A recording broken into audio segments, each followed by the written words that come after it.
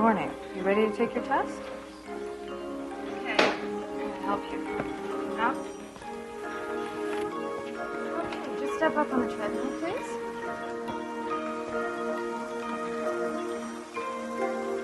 First foot.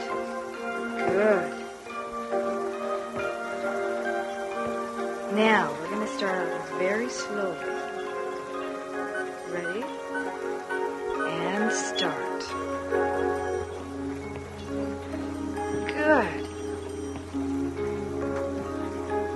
That's not so hard, is it? That's very good. How about a little faster? Good work.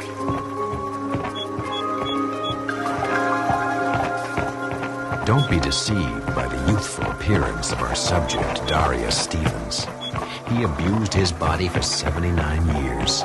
Now he's walking on his own bought and paid for 2 feet, down a path he hopes will lead him into a new life. This is sick. The man is 79 years old, for God's sake. And there's no reason why he can't live for another 79. With an artificial brain? You've turned him into a robot. What does that prove? No. He's not a robot by any means. He's human. It's incredible. Back in the 80s and early 90s, this would have been impossible. But now, with ultra-miniaturization, the sky's the limit. Well, it seems to me the limit is good sense, and you've overstepped it by a long shot. Michael, please. No, I mean it. I mean, this experimenting with people's heads, it's outrageous. Go on, admit it, Wilson. You've never done this operation before on a human. I mean, what might work for a monkey won't necessarily work on a man. Even my father. It's true. Your father was the first human to receive a total brain implant. However, if things go as expected with the last neurological tests, he'll be ready to lead a normal life within days. Normal? Essentially, this is Darius Stevens. We reduced all the memories, all the facts, all the powers of reason, even the feelings that comprise what we knew as Darius Stevens into this microdisc. My husband has one of those in his head. No, this was just an interim step. We had to digitalize the data. Then, I'm sorry, I can't explain this without getting technical. He thinks, therefore he is. Oh, how philosophical of you, Doctor. But let me address another question. As I understand it, my father is just about now 60% machine by weight. Does that sound very human to you? Well, maybe I'm asking the wrong person. You're a mechanic. You're a man of medicine. I don't think we need to discuss this any further. Thank you for everything, Doctor.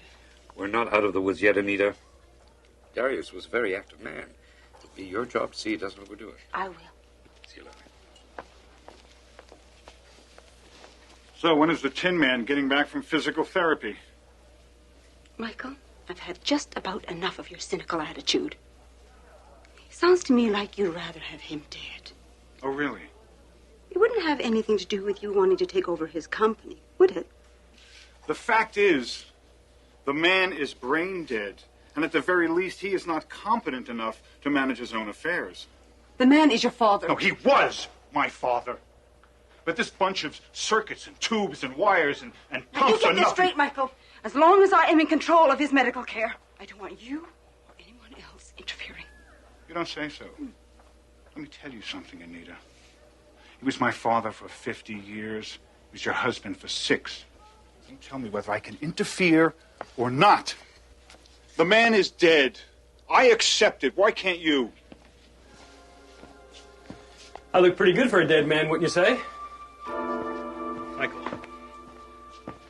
You look wonderful, darling. Thank you. I feel terrific.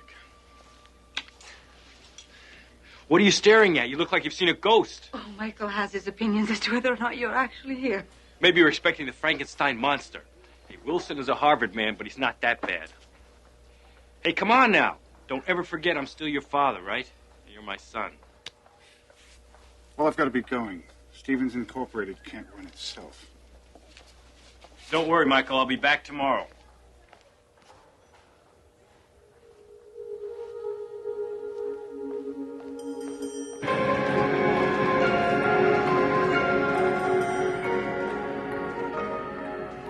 all New Orleans about that Jensen order. Don't forget to tell Harris about the sales meeting in Phoenix. And have Stein drop some projections on the Western region. I want them on my desk by the end of the day. You got that? Yes, sir. Susie, would you come in here, please? I hope you took your vitamins. You're going to need them just to keep up. Okay, Susie, there's a couple of things I want you to do for me today. Knock, knock. Anita. All right, we'll talk after lunch, okay? Oh, I'm sorry. I didn't realize you were so busy. No problem.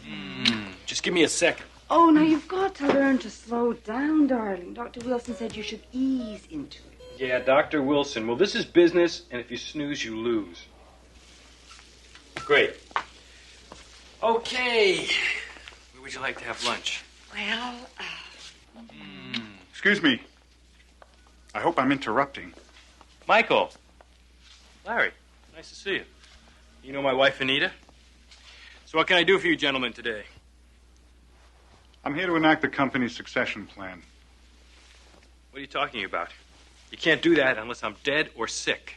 Now, do I look sick to you, son? Doesn't matter how you look. See, that computer looks fine, but it's neither alive or dead.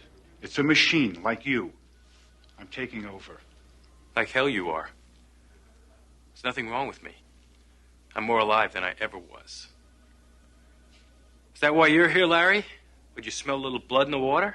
Insulting my attorney won't do you any good. He's here for a purpose. Do it. Are you Darius Stevens?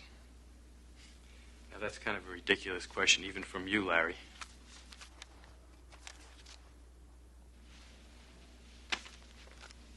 Hey, what's this? It's a summons to appear in court. You left me no choice. What are you trying to prove, Michael? What am I trying to prove? That Darius Stevens is dead.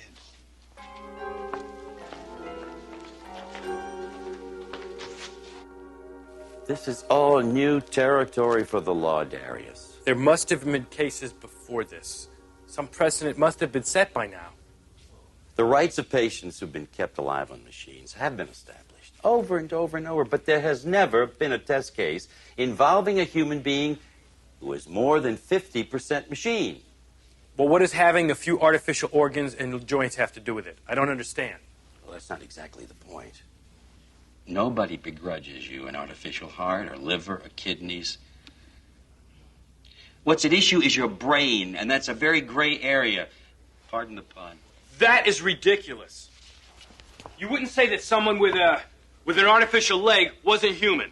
But your leg doesn't do your thinking for you. As far as the law is concerned, when your brain is dead, you're dead. But I am not dead. And with this brain, I can do the work of 3 men. Being superhuman may in fact work against you. But I'm everything I ever was, only better. Everything I felt and thought with my biological brain, I still think and feel. And what makes me most human, what makes any of us human at all, is that drive to live. And I have it. I have it inside of me. Obviously. But what we're talking about is a power grab. And you are up against your son. And he has a lot of cards in his hands. Damn it! This is my company. I fought to make it what it is, and I'm going to keep it. Keep it. I'll do what I can. I've already got my staff working on it. Just relax. Just relax?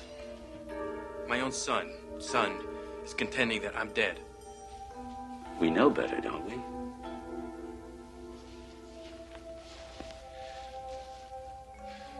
Well, I'm not going to sit on my hands, Dave.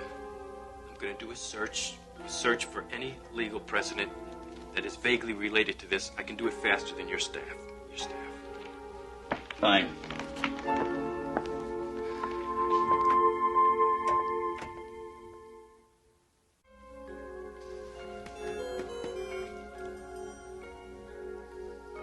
Come on. I can do this 10 times as fast. I am processing the data within normal specifications. Well, increase your specifications. What did I do with that readout?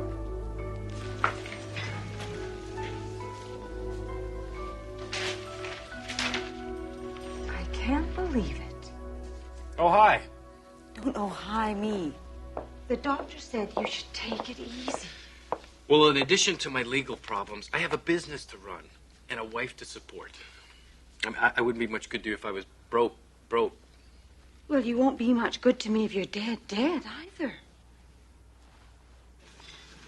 Honey, I'm really up against it now. I know. I can't believe Michael would do this. Well, we have to believe it. The hearings start in a week. I'm going to need your help and understanding. I'll be pulling some long hours to get ready for this. Are you okay, darling? Yes, I'm all right. Why? It's the way you're talking. You're repeating words. I'm sorry. I didn't realize it. I'm probably just tired.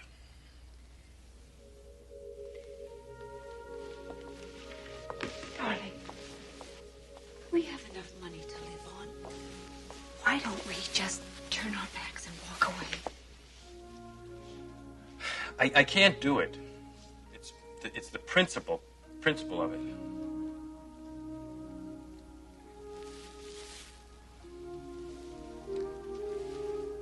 Well, you can count on me to help you in any way I can.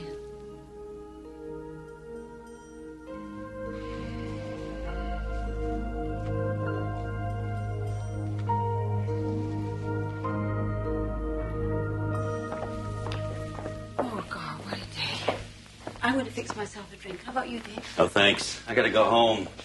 I've seen so little of my family in the last couple of weeks, my wife thinks I have a woman on the side. Darling, can I fix you anything? No. I was hoping we could go over the Supreme Court opinions. There's one in particular Give that me I a break.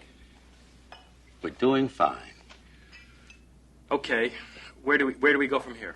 Day after tomorrow, we'll present our concluding arguments, then it's out of our hands. But tonight, I'm going to go home and get some rest. I think you ought to, too. You sound exhausted. I know I am. Good night. Good night, Dave. You didn't even say goodbye to Dave. I'm going over these opinions. I'm a little bit preoccupied right now. Why don't you go home? Darius Stevens, don't you dare try to dismiss me like that. Look, I'll read these.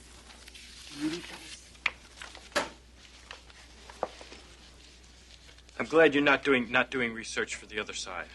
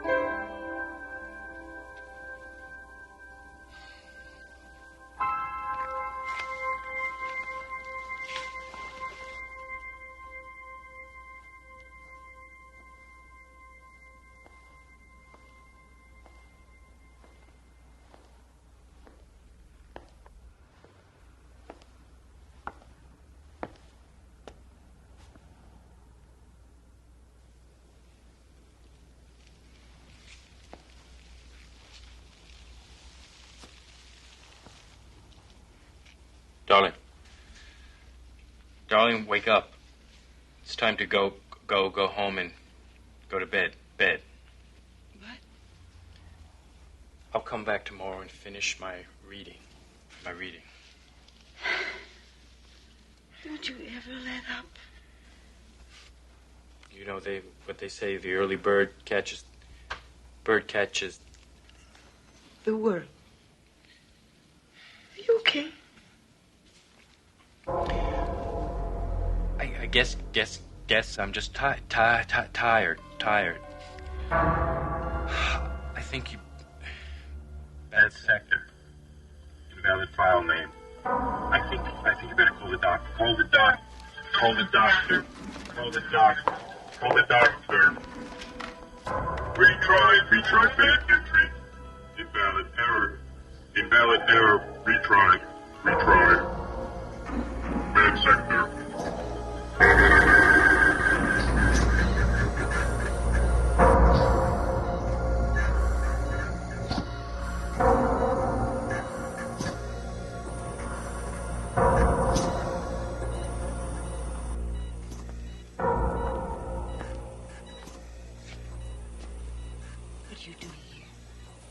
Just came to see for myself. My, how the mighty have fallen. I hope you're happy, Michael. Me? You did this. You and your power-grabbing attorneys. Calm down and don't take it so personally. To you, this is just business. But you're going to have to live the rest of your life with the knowledge of what you did to your own father. I didn't do this. He did it all by himself.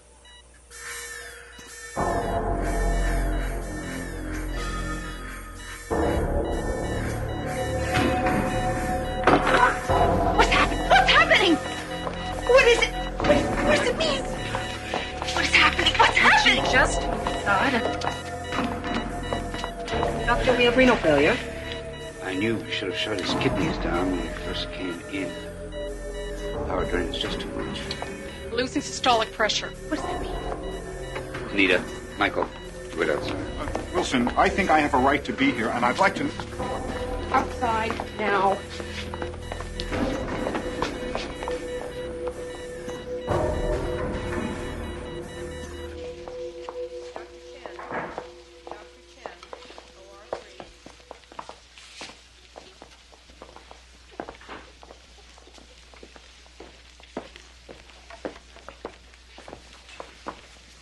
How is he, Doctor? Anita, I'm sorry. We lost him.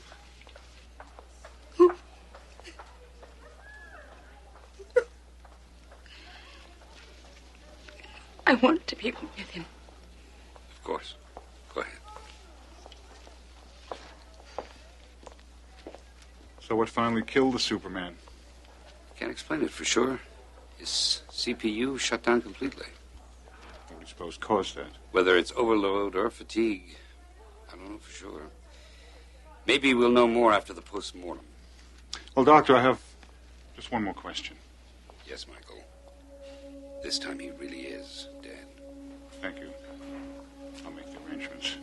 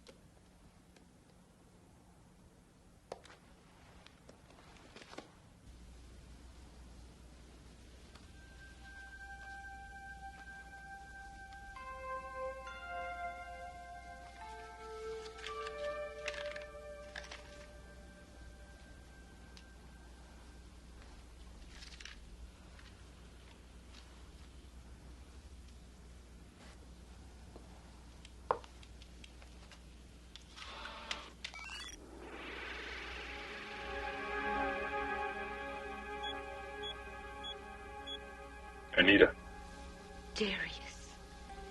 are you alone? Yes. Well, obviously things didn't work out like I planned them. But I thought you were... Dead? Oh, no. There's still some kick left in this old man yet. Damn Wilson and his prototype anyway. I knew a Harvard man couldn't pull it off. Darius, it really is you. You're darn right. But you're going to have to be my arms and legs now. We have a real fight ahead of us, Anita. Fight? Oh, you didn't think I was going to take this lying down, did you? But are you really alive? Well, that's what we're going to have to prove, isn't it?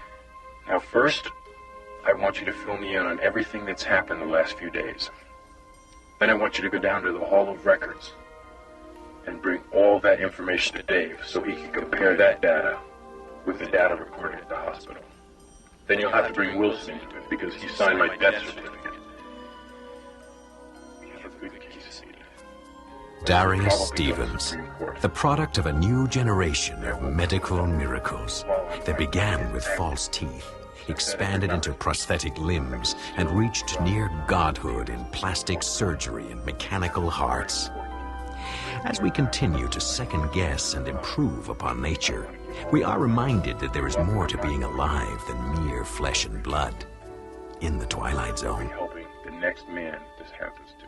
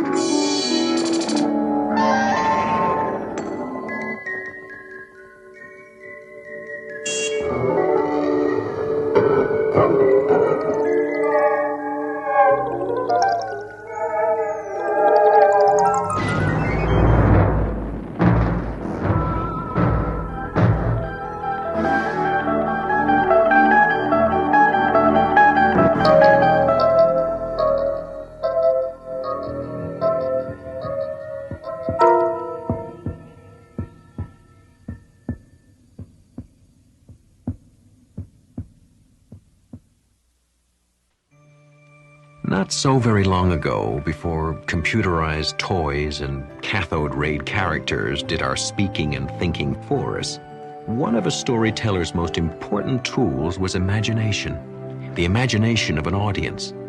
That was how it used to be, once upon a time. Maybe a few more minutes? No. No, I don't think so.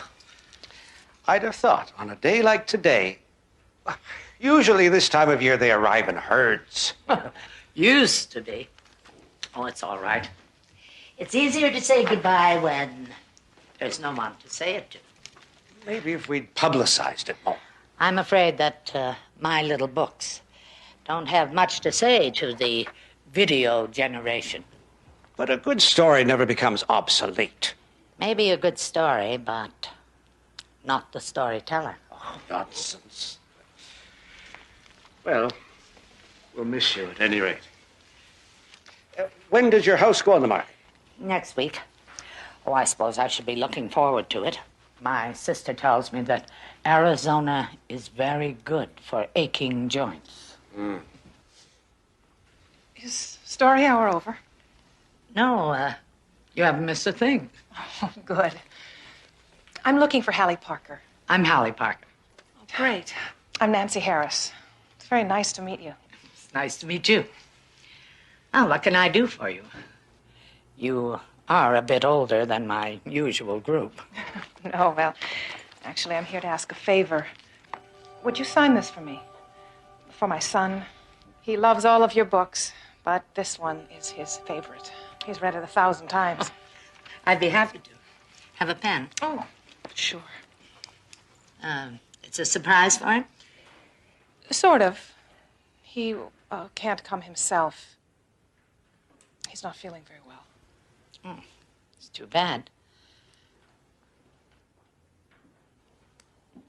Say, how about I bring it to him myself? Oh, you don't have to do that. Oh, I'd be happy to. Are you sure? Write down your address and your phone number, and I can bring it this afternoon. Oh, he'd be thrilled. Thanks, Miss Parker. I can't tell you how much this means to me. To Brian. Well, I'll see you this afternoon, then, eh? Yes, thank you.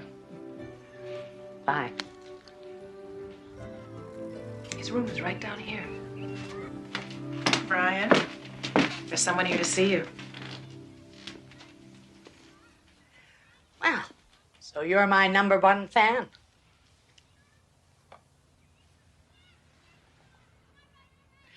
She's a writer. Do you know what she writes? Well, let me give you a hint. What's your favorite book? Creatures in the Closet?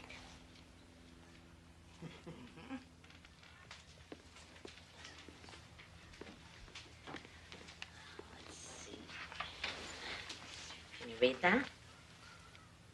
To Brian, who I'm sure always picks up his toys and always puts away his clothes, and who certainly never, ever, ever has creatures in his closet. With kindest wishes. What's that? That's me, Hallie Parker. What do you say, Brian? Gosh, thanks, Miss Parker. You're very welcome. Want me to read you a story? I can read. Of course you can. What would you like to read to me? You can if you want. Once there was a lad named Ned who never, ever made his bed. His toys were never in their box. His bedroom floor was piled with socks, and under them was underwear. Who knows what else was under there? Ned's mother begged. She pitched a fit. Your room looks like a cyclone hit. And did Ned care? Not one bit. This part. And when he started cleaning, this is what he found. Creatures in the closet, badgers neath the bed, no toys inside the toy box. A pen of pigs was there instead. I guess I never noticed, was all that dear Ned said. And Ned just said, so that's what made that noise. I knew it wasn't me. I'm the quietest of boys. It must have been creatures in the closet and badgers neath the bed that trampled all my toys and clothes and made my mom see red.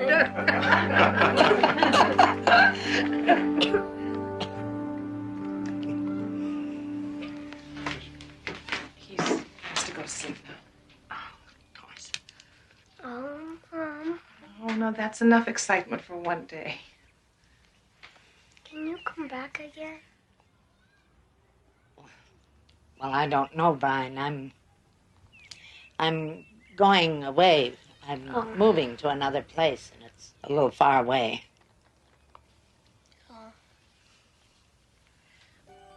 But we'll see. Okay, bye, Miss Parker. Bye, Brian. Now, you get well real quick.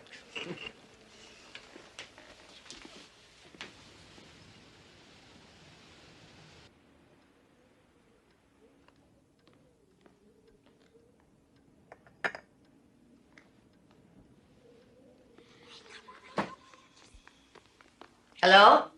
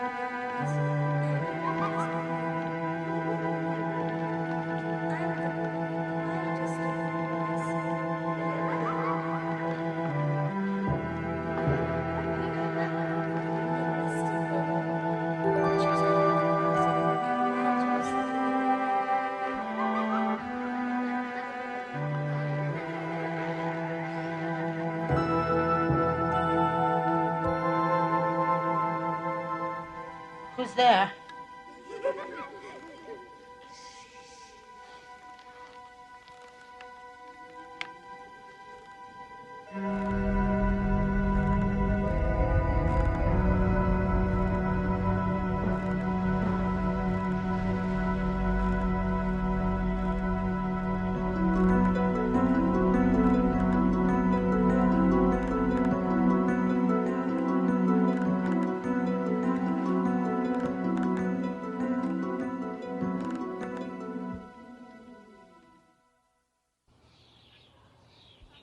Broker's due here any minute. Young couple. She says they're looking for a fixer-upper. Okay, I guess. The neighborhood children are pulling all kinds of tricks on me, and I... No, Ellen, it isn't. Phoenix does not have a corner on the nice weather department, you know. Yes, I'll talk to you this weekend. Yes, bye.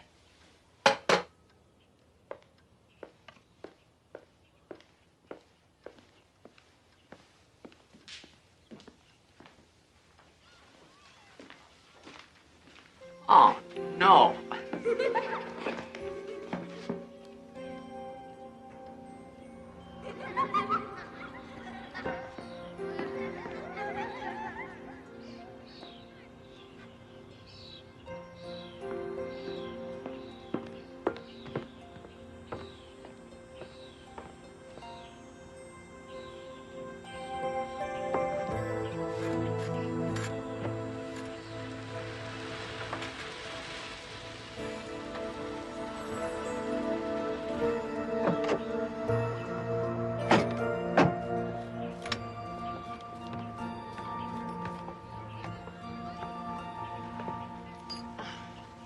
Hello. Have an accident? No, just some neighborhood children, so.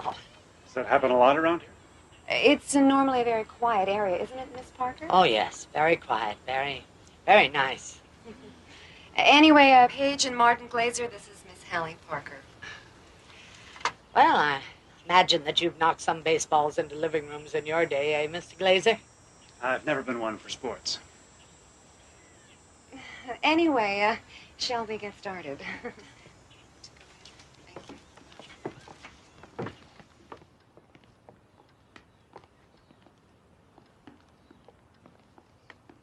Solid oak. And not a nick or splinter in it. So that you can slide down the banisters sometimes if you want to. Gee, Miss Parker, I hope we're not keeping you from anything. No, not at all. Shall we move on?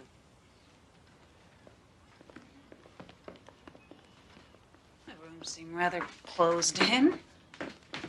Imagine all of this opened up, you know, with the sun coming in the morning. It just makes the world of difference. Well, I suppose if this dark old furniture was out of here, we could put in that white leather sofa we were looking at. Oh, but white gets so dirty, doesn't it, with children running in and out? That's not a problem. We're not planning on children. Next room? I know it seems tiny in here, but it's all the books that make it feel so small. Still very dark, though. I'm thinking skylight and some throw pillows, a pale, soft gray carpet. You could even knock out this side wall. It would make a whole new room. So many memories. We're standing in a bit of history, you know. I mean, Miss Parker wrote all her famous children's books in this room, at this very desk. Didn't you, Miss Parker? Oh, yes, Perhaps you're familiar with some of the titles? I doubt it. No? Well, they escaped me at the moment, too. Anyway, onward and upward. Now, you'll notice that the staircase actually complements the home. It sort of sweeps you up to the next floor, where you'll notice that... Well, I guess it has potential, although it needs a ton of work to make it livable. Well, of course you're right, but that's half the fun, isn't it? Breathing new life into an old place. Oh! All I need is kids running in and out of my house all day. Is this what you call a quiet neighborhood? Oh, well, it's normally a very... Well, it's only children with their playthings. I told you this place gave me a bad feeling. Let's go. Miss Parker, do you want to sell this house or not? I was only trying to be helpful. You're only trying to be helpful. Well, how about keeping the toys picked up and the kids out? Thank you so very much.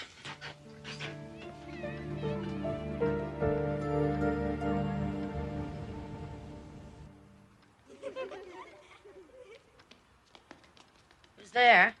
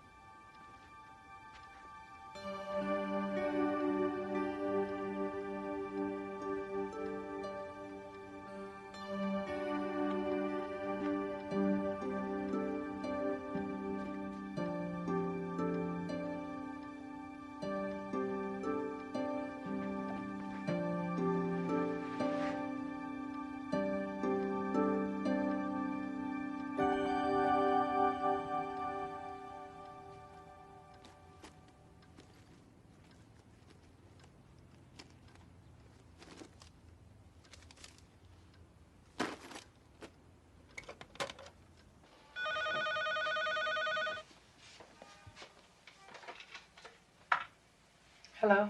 Mrs. Harris, this is Holly Parker. Hallie Parker? You remember I came by to see Brian last week. Oh, yes, of course. Oh, I'm sorry to bother you so late, but I thought that you'd want me to call. I've had some trouble with pranks from the neighborhood children. Maybe some of them go to school with Brian. I don't know, but one of them has taken his book. What are you talking about? The book that I autographed for him. Miss Parker, Brian's dead.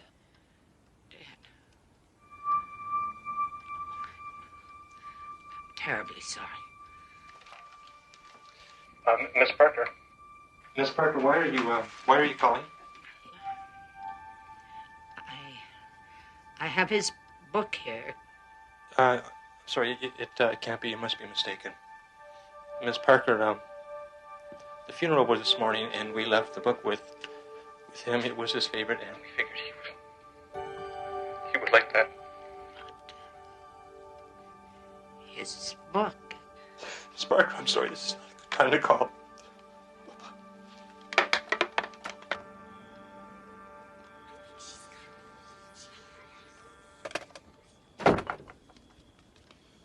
Who's that?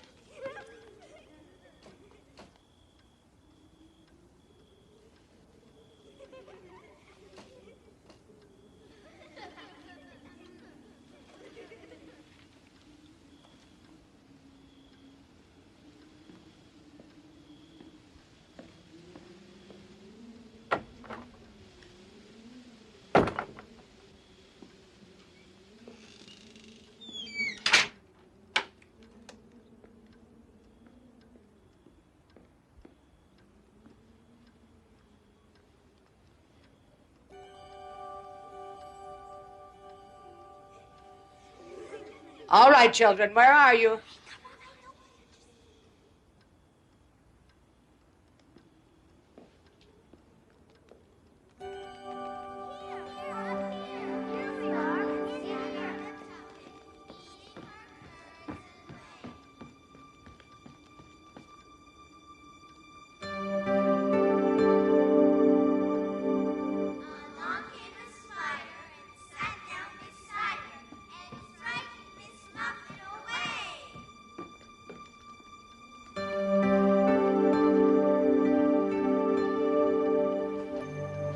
Don't go, Miss Parker.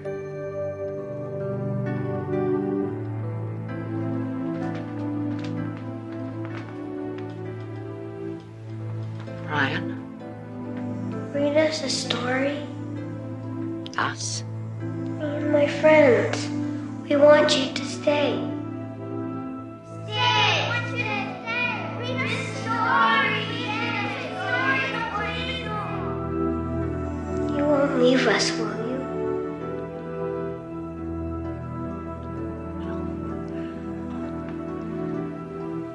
Of course not. Promise.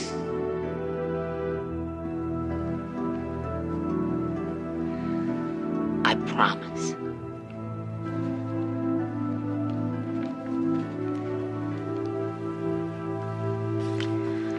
Once there was a lad named Ned who never, ever made his bed. His toys were never in their box. His bedroom floor was piled with socks, and under them was underwear. Who knows what else was under there? Ned's mother begged. She pitched a fit. Your room looks like a cyclone hit. And did Ned care? Not one bit. And when he started cleaning, this is what he found. Creatures in the closet, badgers neath the bed, no toys inside the toy box. There was an old woman, a page in a book, mere phrases and words at which no one would look. But a tale worth telling has a life of its own, happily ever after, in the Twilight Zone.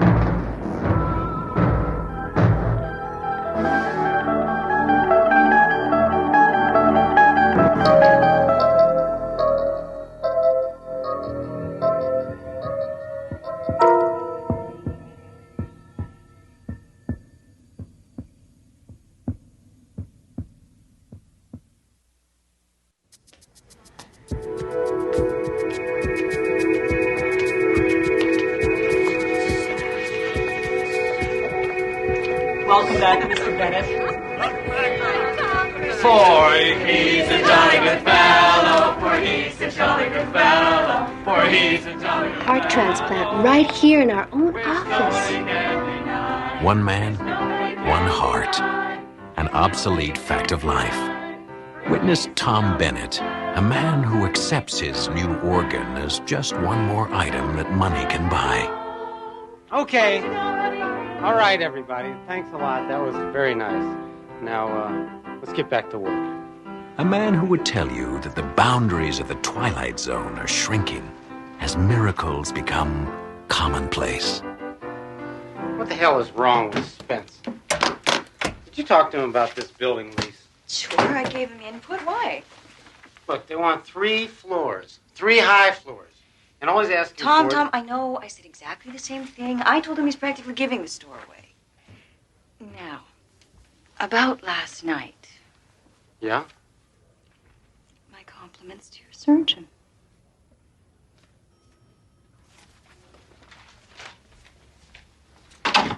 Hey. Hey, guy. Welcome back. Place hasn't been the same without our killer shark. Yeah, I noticed that. 60,000 feet at $2 a foot. We can get at least 2.5 for that. Are you okay? Yeah, I'm fine. Well, that's a first. Tom Bennett loosens his tie. Tom, are you sure you're feeling okay? If you can show me where we can hit them up for some more money. It's easy. How is it easy? You just up the price to 2.5 per foot, and then tell them to take it or leave it.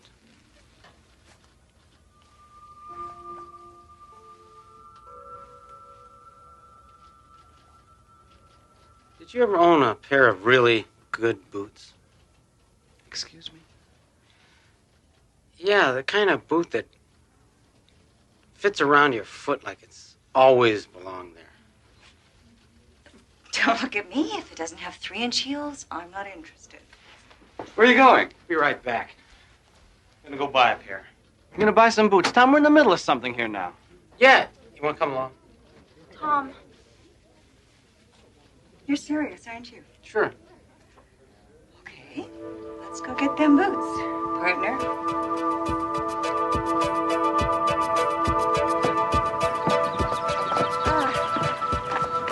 Gourmet lunch? You shouldn't have. Come on, let's go for a walk. Okay, what's that? Hot dogs for lunch, strolls on the beach. Tom, this is not like you. But it's great, isn't it? Come on. Wait a minute, Tom. I can't go down there in my heels. Take them off. Sure.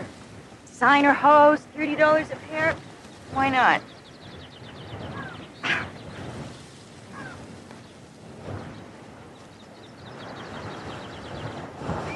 Nice, huh? Yeah, Tom, I really have to get back.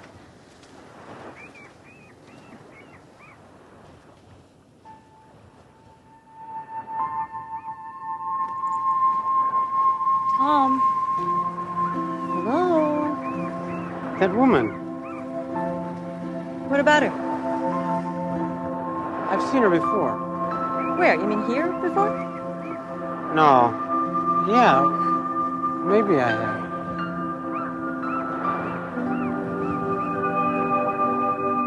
While I can appreciate your firm's situation, I'm certain that you can also appreciate ours. If you wish to continue as a tenant... Excuse me.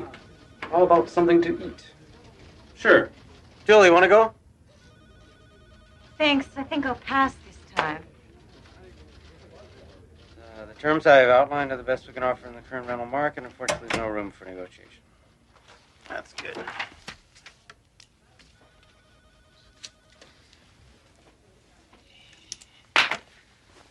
You know, I was thinking this place could use a few plants.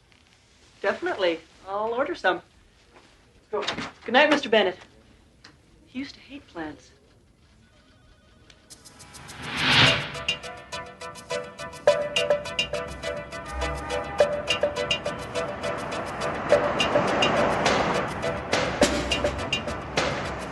Where are we headed?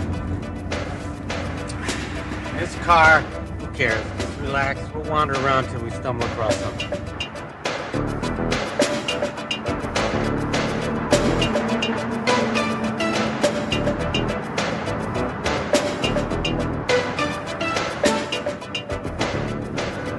Okay, what's going on? Told you, just wandering. For an hour? Look, I know you like driving this car, Tom, but I'm starving. Hey, you're with me. I feel lucky. Jesus. Now, that wasn't wandering. Tom. I don't know. I just felt like going in this direction. Tom, when you have a heart transplant, it's got to be a shock to your whole system, you know? Did they warn you about anything like, temporary craziness?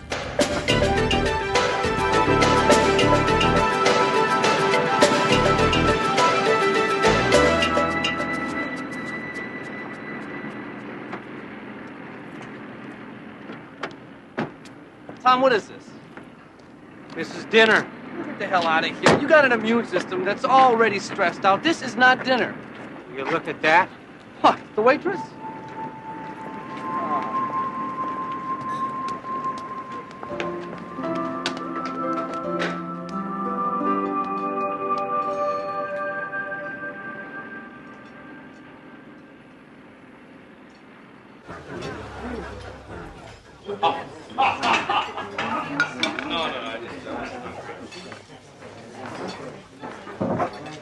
What are we doing here?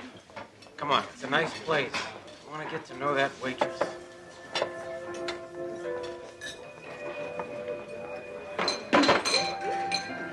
Why? I don't know. There's something about her. It's like she's somebody I want to talk to. Mister, is there some reason you've been staring at me since you walked in here? I didn't mean to make you uncomfortable. Look, this is going to come from nowhere, but will you have dinner with me? No. Just dinner. Honest. Sorry, I'm booked up till Christmas. I'm serious. I think we have something in common. Take a chance. Tomorrow night. Or the next night. I know some great restaurants. Thanks, but no thanks.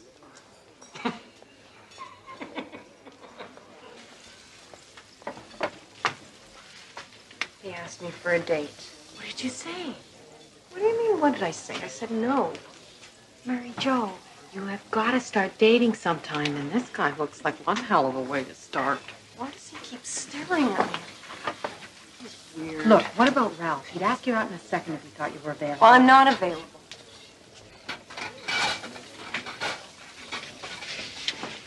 Honey, Jamie's dead. You aren't.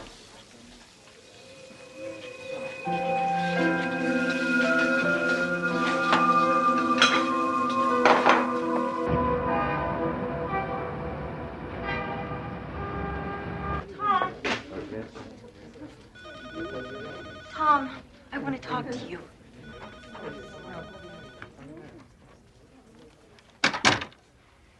Okay, agreed. We have no claims on each other, fine. But I will not be humiliated. Huh? By a waitress? In some greasy spoon, Tom? Hey, I go in there for lunch a couple of days a week. That's it. So what's the attraction, the ambiance or the cuisine? Both.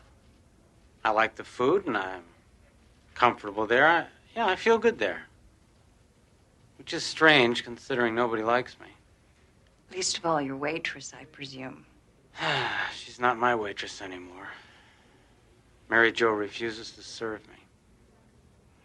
Which is just the kind of challenge you like. Wrong. As a matter of fact, I keep telling myself this is stupid.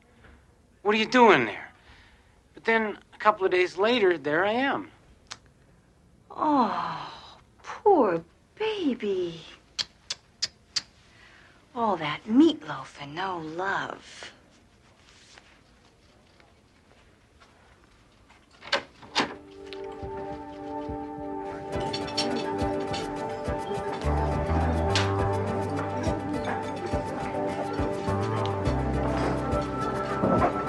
Hi.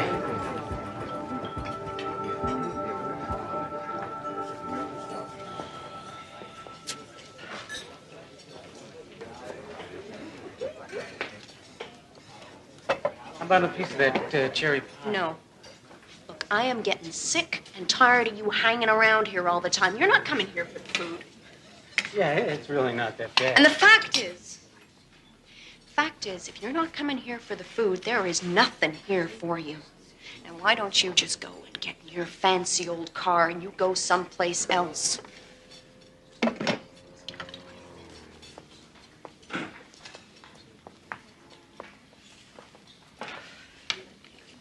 Don't you get the message? You're not wanted around here.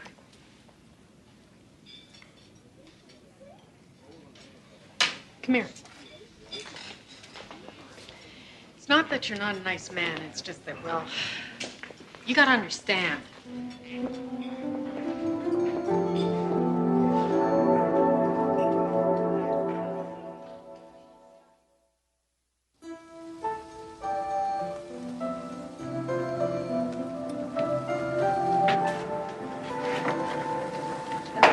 What? He's here.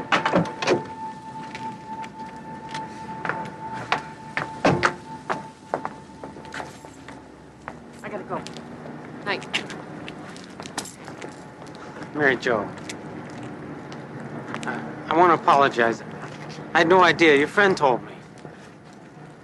She had no business doing that. Mary Jo. You guys must have been pretty close, huh? Close. We lived next door to each other since we were 5 years old. We always knew we were going to get married. Well, maybe that sounds kind of silly to you. Well, maybe it is silly. But it was the kind of love that makes you hurt. The kind of love that you feel right down into your toes. He promised me. He wanted to wait until he had a good job. And it didn't matter to me at all, but it was important to him. And he did it.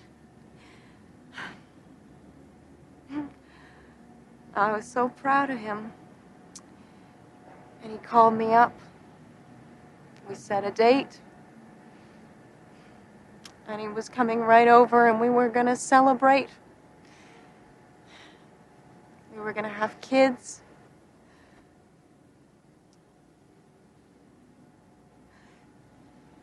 They said he drove off the road.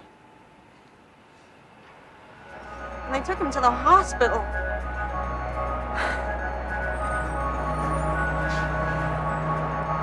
Even in death, he did good by somebody else. That's the kind of guy that he was. What do you mean? Nothing. Nothing that would mean anything to you. Now, please go away! Wait, what was his name? I want to know his name.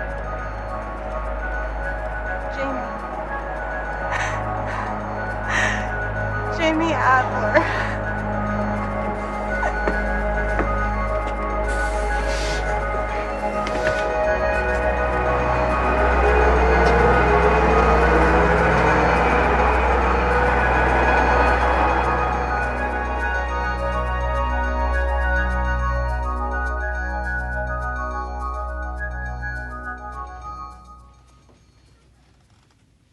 Thank you, Doctor. Yeah, I appreciate it. Of course. Strictly confidential, I understand.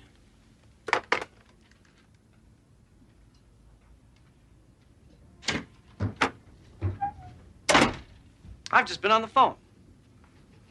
Me too.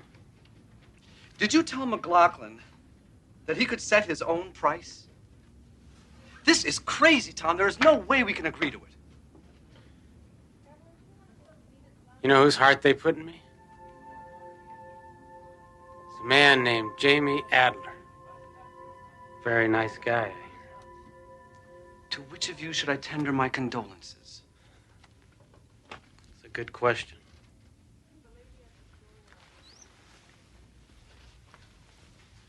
Where the hell are you going now? I don't know. I'm going for a walk. Look, Tom. If you don't shape up, you're going to lose everything.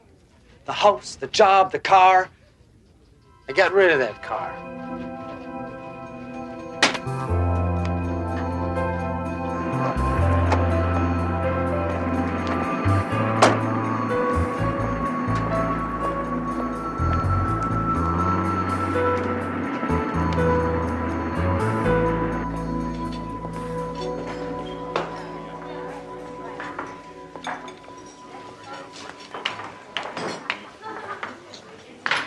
What do you want? Coffee.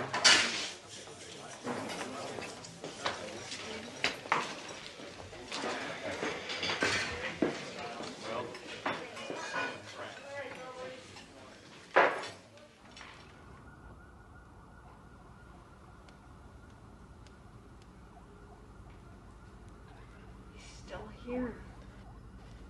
Yep, he is. What does he want? After 5 cups of coffee, donut? I think he wants to talk to you. Sure is patient. I think if we went away for the weekend now, he'd still be here Monday morning waiting. What should I do? Follow your heart.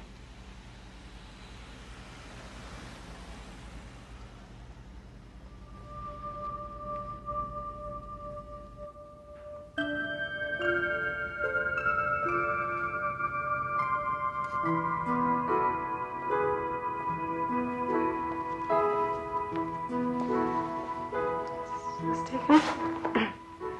No. Please.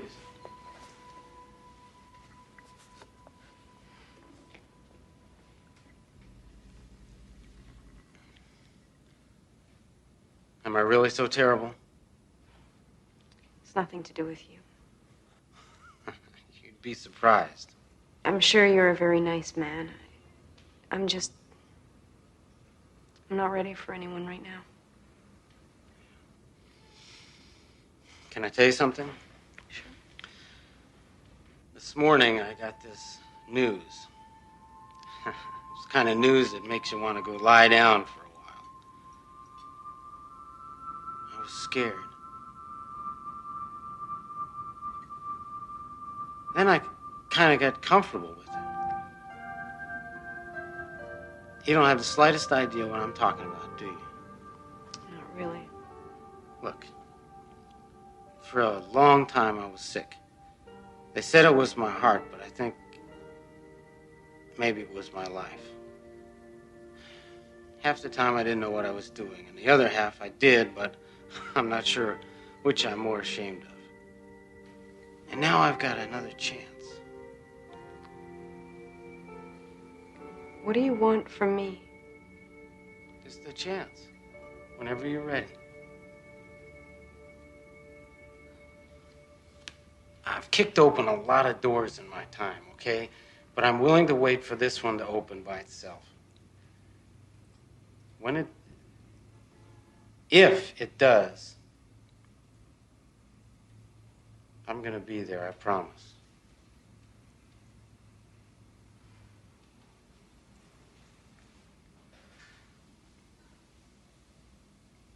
Well, at least let me buy you a piece of pie.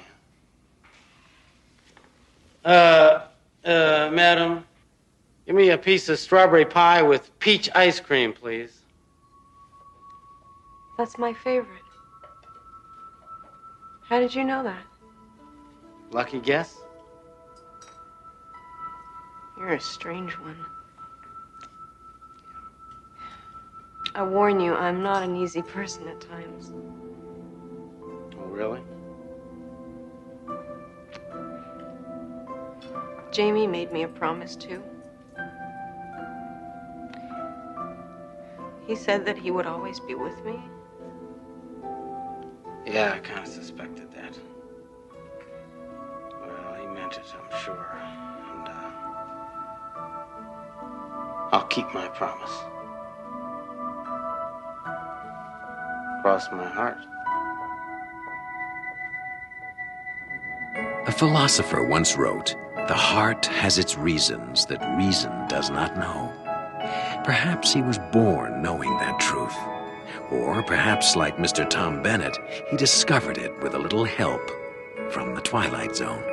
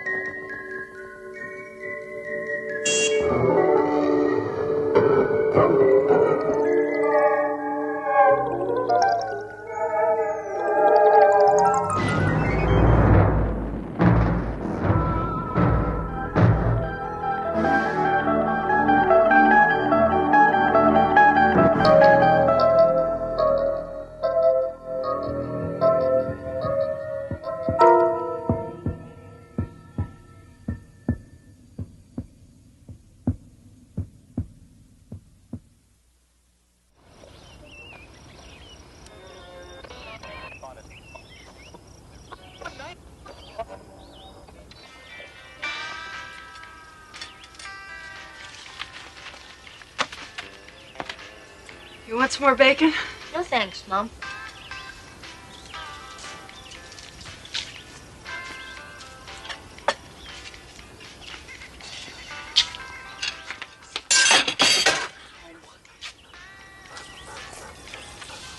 I saw that.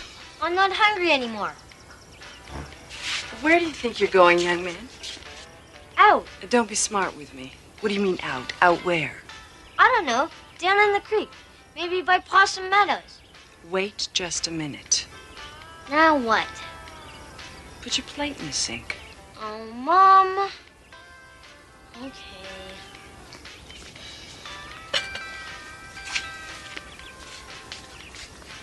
Thank you. Can I go out and play now? Is your room clean? Mom. Go on. But be careful.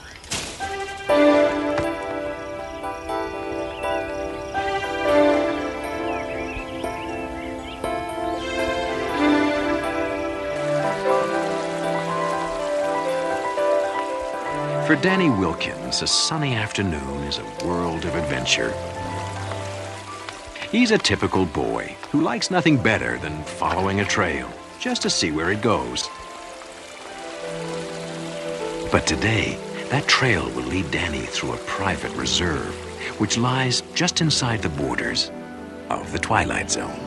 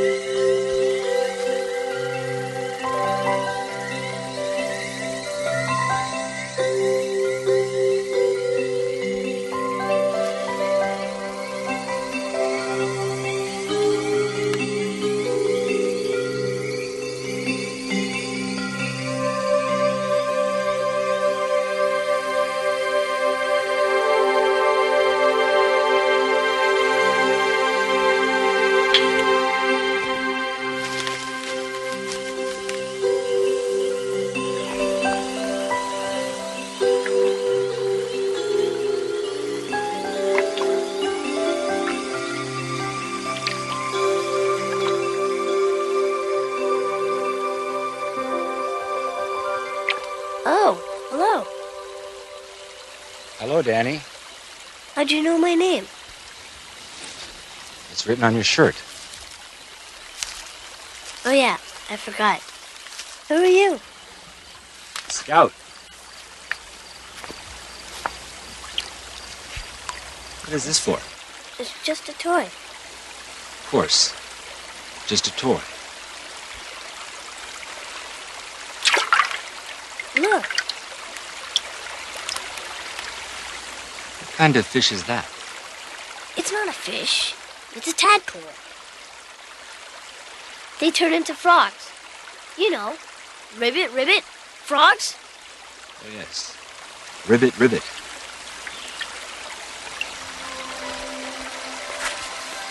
Is the weather usually like this? What do you mean? Does it ever get cold? Sure, in the winter.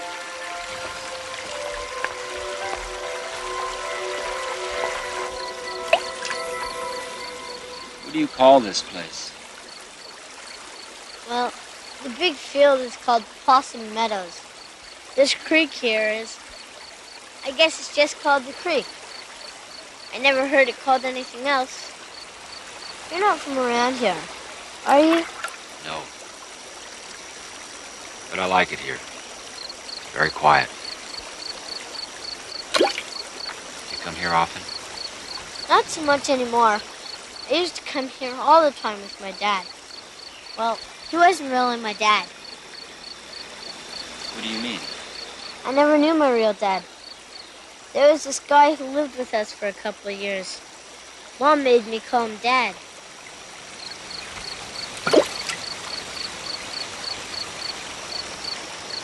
Do you miss him? Nah. Mom does, though. She thinks it's my fault he left. What do you think? I don't know. I guess. Well, I better get going. My mom will be worried.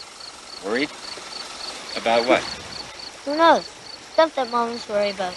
You know. Thanks for showing me the tadpole. Sure like to see one when it turns into a rubbit. That's ribbit, ribbit. Oh, yes, of course. I won't forget. Goodbye, Danny. Hey, I've got an idea. What do you mean you've been talking to some strange man in the woods? But, Mom... How many times have I told you not to talk to strangers? Scout isn't a stranger. He's my friend. Don't give me that. You just met him. Where does he come from? He didn't say exactly. Then who is he? And what kind of name is Scout anyway? What kind of name is Danny? Don't you smart-mouth me, young man. I'm sorry, Mom. But he's a really nice guy. You'd like him. Well, we'll never know, will we? What do you mean? I want you to stay away from him, Danny, and any other strangers you come across. Mom, it's kind of too late. What do you mean? I invited him to dinner.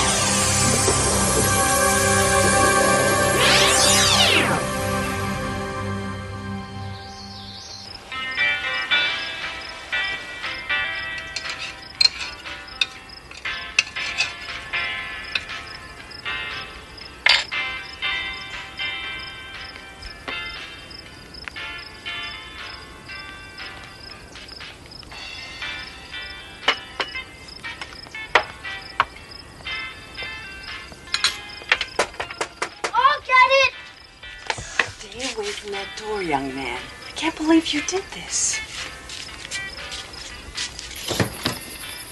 Hello, Mr. Scout. There seems to have been a misunderstanding. My son is rather young, and he doesn't understand that you just don't go around inviting total strangers. Excuse me, Mrs. Wilkins. You have every right to be concerned about who your son spends his time with. Believe me, I never meant to mean any trouble. Please understand. I understand. I'll just be on my way. Sorry for the inconvenience. Wait. Maybe I was a little hasty. But you know how dangerous it is. There are only the two of us out here. Well, you understand. Well, I guess I have enough chicken for 3. Come on in. Yay!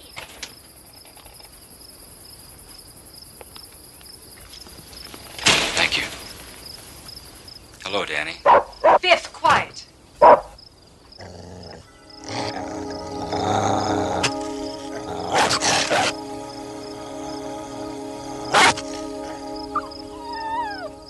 Boy, you sure are good with dogs.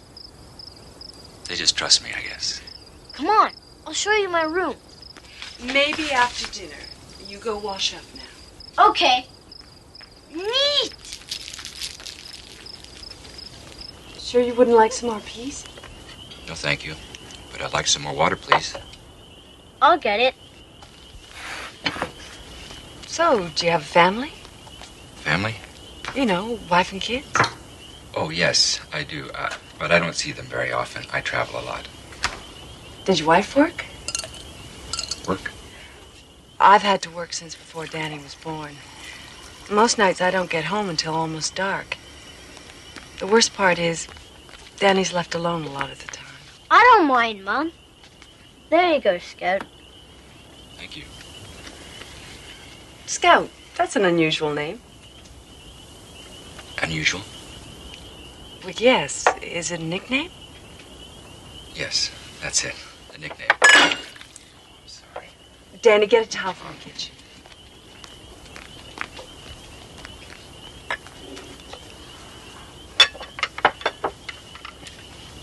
This is a very interesting area.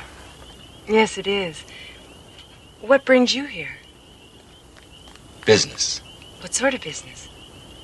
I work for a large industrial firm looking for a place to locate. Oh, really? Which one? It's confidential. I'm really not at liberty to say. It raises people's expectations. You understand? I bet it's a really big company, right, Scout? Right. Are you staying in town? No, I have a motor home out near Possum Meadows. Oh, yes, I know the place. Hey, I've been everywhere around here. I bet I can help you a lot. Mom, can I go with Scout tomorrow and help him find places for his business? We'll talk later, honey. But, Mom... You should listen to your mom, Danny.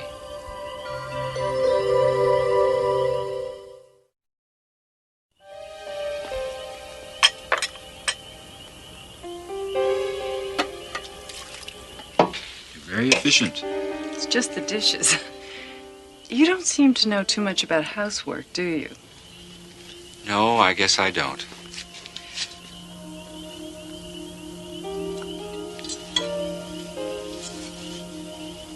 It goes up there.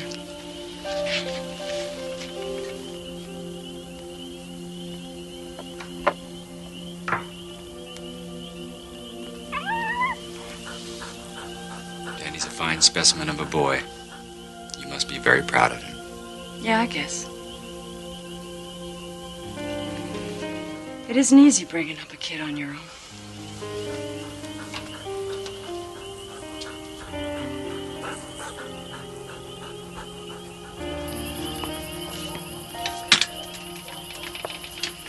Can you find your way in the dark? Yes. I don't think I'll have any trouble. You want to borrow my flashlight? Thank you, but I don't think... I'll get it. I don't think you're going to talk him out of it. Thank you for the dinner. My pleasure. Maybe we could... Here you go. It has new batteries.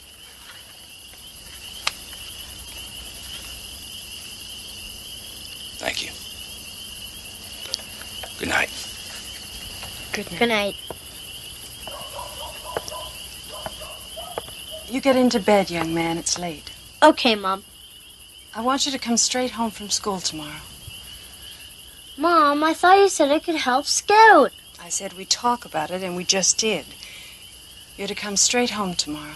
But, Mom... No buts, and stay here. I want you to have your homework finished by the time I get home. Okay. Danny? Good night, Mom. Good night, son.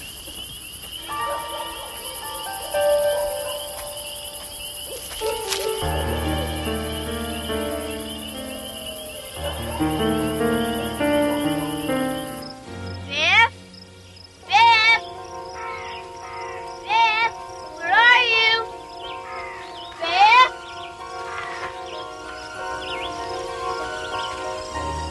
Hello, Danny. How was school? Hi, Scout. Okay, I brought your flashlight back. thanks. Are you ready to show me around? I don't know. My mom said I should stay home after school. Oh. I talked to your mom, and she said it would be all right. You did? Yes. She's over at my house right now. With Biff. What's she doing there? We're all going to have dinner together tonight. We are? Yes. Now, come on. She doesn't want us to be late. Sounds pretty weird to me. I thought we were friends, Danny. Don't you trust me? Well... okay.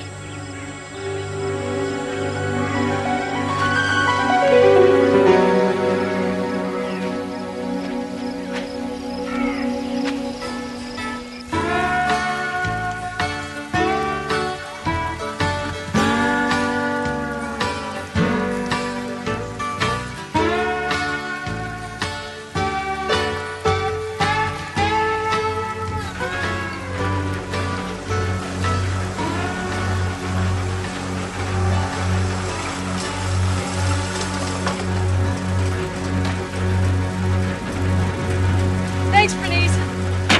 Daddy, I'm home. Daddy? Biff? Come on, boy.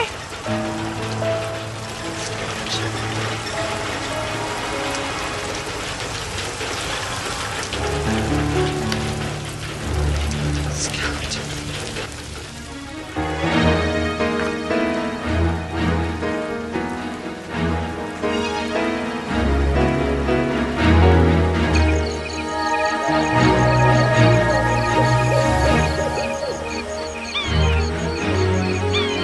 What are you doing? What have you done?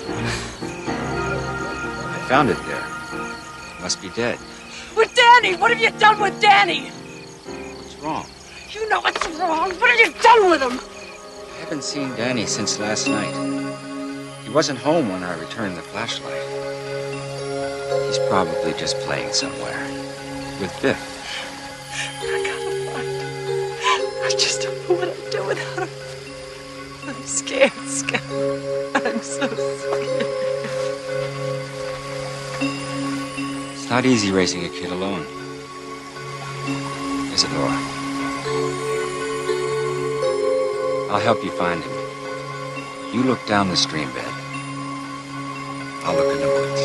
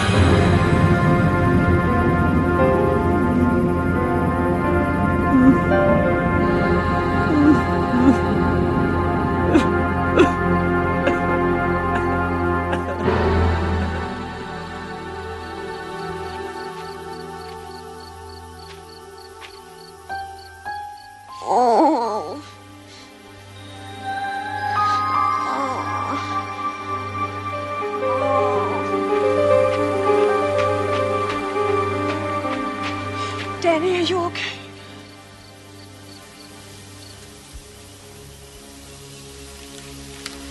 Just cold, Mom.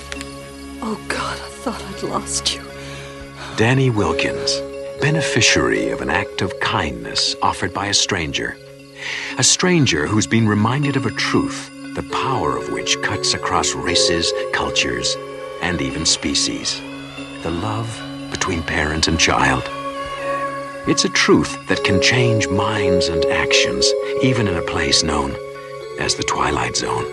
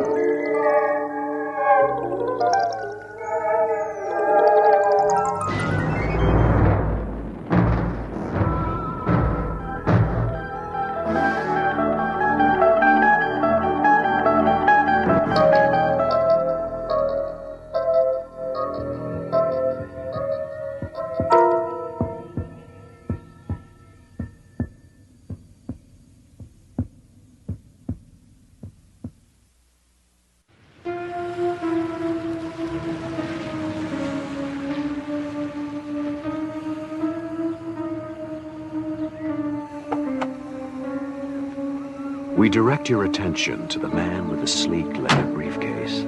His name, Dr. Mallory Craig. Thanks, bud. Occupation, psychologist, newly employed by the Crestridge Sanitarium. For the last 2 weeks, he has been visualizing his first day, looking forward to it with eager anticipation. But there's a terror behind those cold institutional walls that nothing in his education has prepared him for.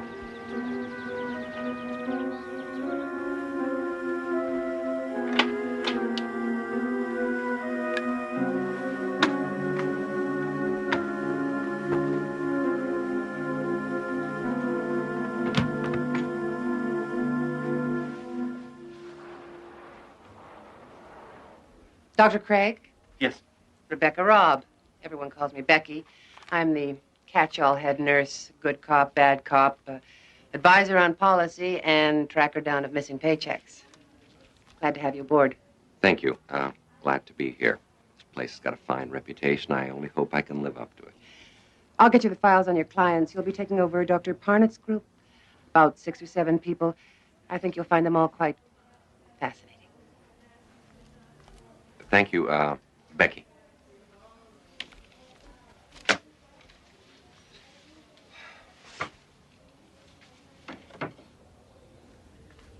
Becky, can I see you a second? Sure. What can you tell me about this patient? Name of Sharon Miles. It says here she committed herself. That's correct. Although Dr. Parnett thought there might also have been some family pressure to check in.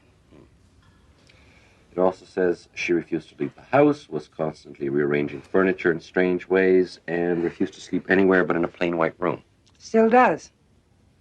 Since she's been here, she's repainted her room, I guess about half a dozen times by now. Anytime there's a spot or a crack. Dr. Parnett said to let her do it. It might be good therapy for her. She dresses only in solid colors and refuses to leave her room except for meals and counseling sessions. And then only with difficulty. I've never heard of anything like this before. What's her attitude? Frightened. Doctor, in my 10 years as a nurse, I've never seen anyone so completely, utterly terrified. Of what? I don't know. Even Dr. Parnett couldn't find out that one. Good night, Doctor.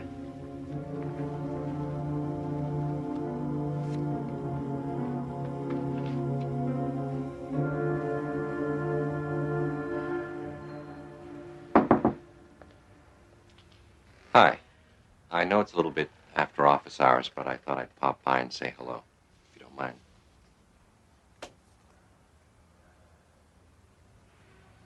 Yours? Nice work.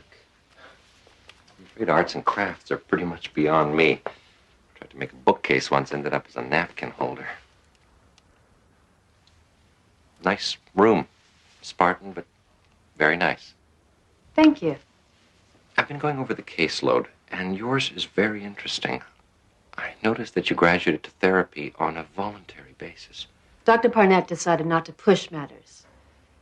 If there was something I wanted to talk about, I'd talk about it. But you haven't.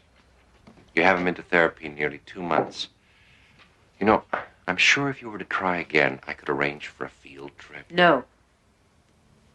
I don't think that would be a good idea. Not yet. When I'm ready, maybe. All right.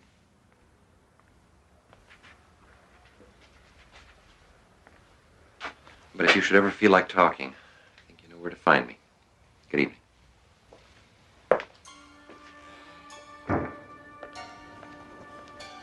Ah, good. There you are. I've been looking all over for you. Before everyone went home for the night, I wanted to introduce you to the rest of the staff. Fine. That'll be all right. Get it away from me! Get it away from me! Get it away from me! I told her we don't have any other heavy blankets. It's getting colder and she's I don't gonna need care! Get it away! I don't want patterns! Look, just go and get 2 or 3 light ones. That should be all right, don't you think? As long as they're plain. One color, no patterns. No patterns. I promise. Come on.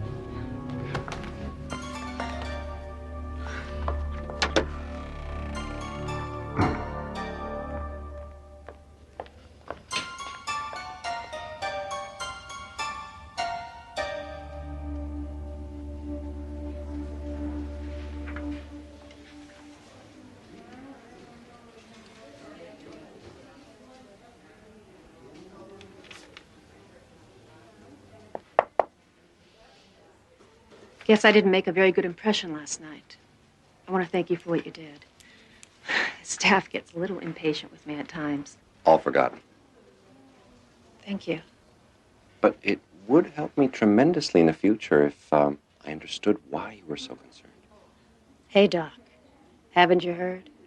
Nobody in here but us loonies. We don't have to have reasons for what we do. I disagree. And for what it's worth, I don't think you are a loony.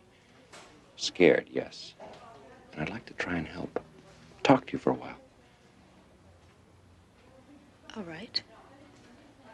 If you just move that for the time being.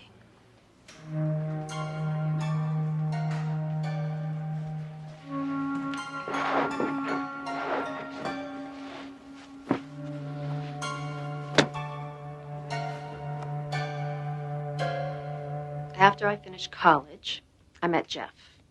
And And we got married about a year later. And we had a boy, Bobby. He's 7 years old now.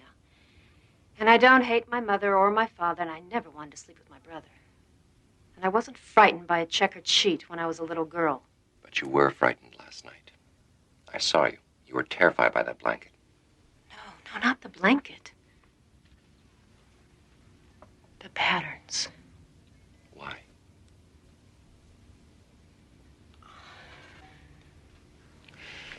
Don't you want to leave this place? I can't imagine you'd want to stay. Then why don't you tell me? You wouldn't believe me if I told you. Try me.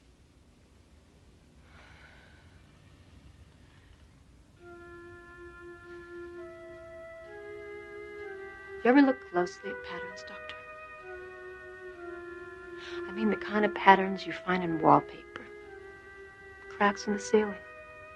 Linoleum floors. I suppose so, yes. You ever see faces in those patterns? And the way that the cracks and colors come together so that if you look at it just so, you could swear you see a face. Of course. We had a linoleum floor when I was a kid. I used to spend hours looking at the patterns, trying to make faces out of them. See, that's the way the brain works. It tries to find order in chaos. Given the chance, the mind plays a game of connect the dots with whatever it happens to be looking at the time. Yes, but did you ever wonder why you see faces? Not animals or plants or buildings. But faces. No, actually, until you mentioned it, it hadn't occurred to me. It didn't occur to me either. At least not at first. It was Sunday, and I was looking up at the wallpaper. It was covered in abstract patterns, you know the kind. And I was looking up at the wallpaper, looking into the patterns. I saw a face in it. Doctor, I swear it looked back at me. Right at me. I caught it off guard, I guess, because I got the most terrible, horrible feeling that it knew that I saw it. Then I looked away. It was gone.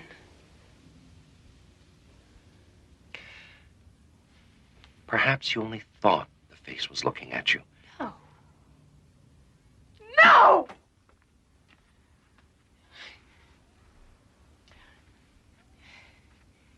You know when you're crossing the street and you make eye contact with the driver the way everybody tells you to, and even though you can't see them clearly, you can feel when you've met their eyes.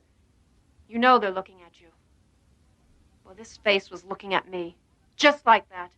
And why did it suddenly disappear? You said yourself that you looked away. At that moment, your mind rearranged the dots into a different pattern, one without a face. No, there was something there, Doctor. I saw it and it saw me. It's trying to kill me.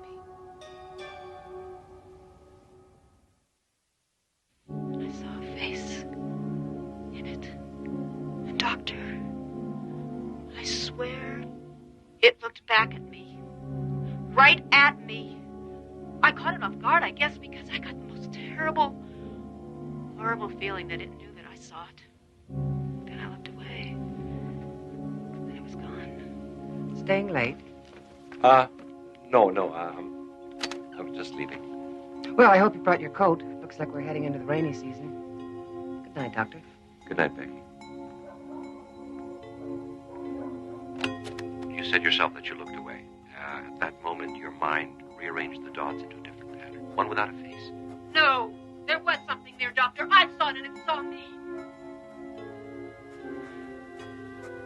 It's trying to kill me.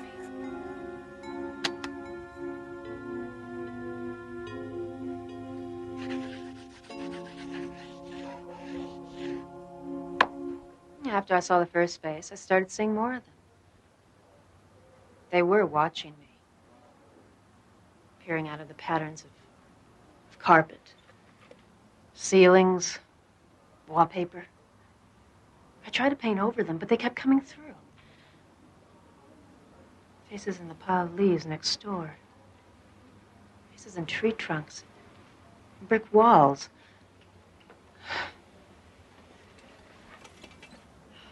Faces and the doodles of my 7-year-old son. My clothes. I had to stop wearing patterns. That's why I don't allow patterns in my room. That's how they come through. As long as they're out of range, I'm safe. Sometimes I get the feeling that I hear them talking, whispering about me, trying to decide what they're going to do about me. You keep saying they. Who are they? I don't know. Sometimes I get the feeling that they're looking in from someplace else, someplace parallel to this, that only intersects us at certain points. I get the feeling that they're old. Very, very old. What do you think they would do to you, finally, if they got you alone? I don't know. I try not to think about it. And I'm not going to give them the chance to find out. Did this have something to do with your decision to commit yourself? I'm awfully tired, Doctor. Can we pick this up? Will you tell me tomorrow what happened?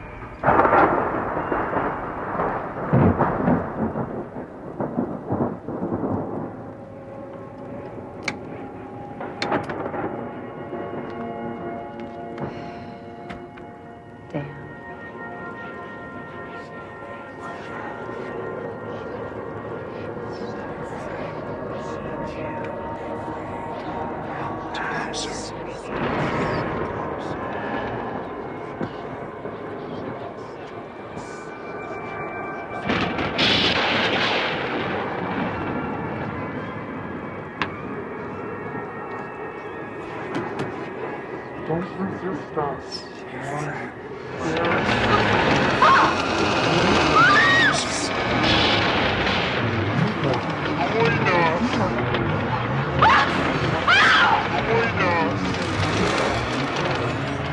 Come here. Come with us. Come with us. Come with us.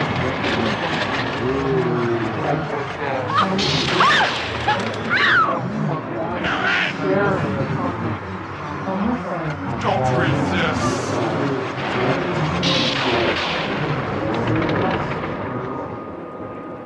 Bobby!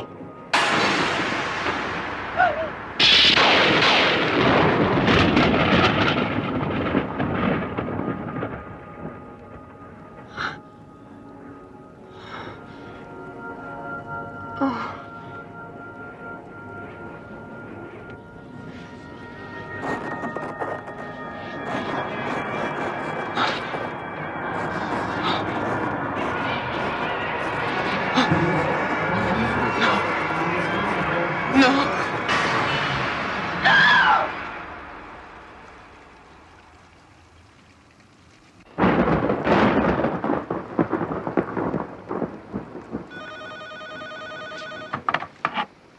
Hello.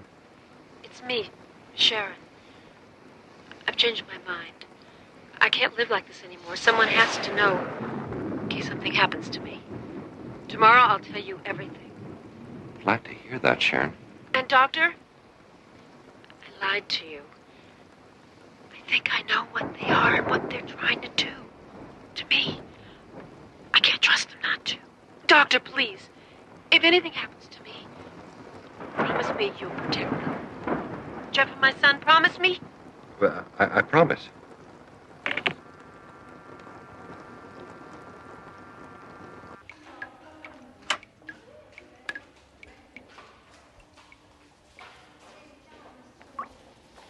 Good morning, Doctor.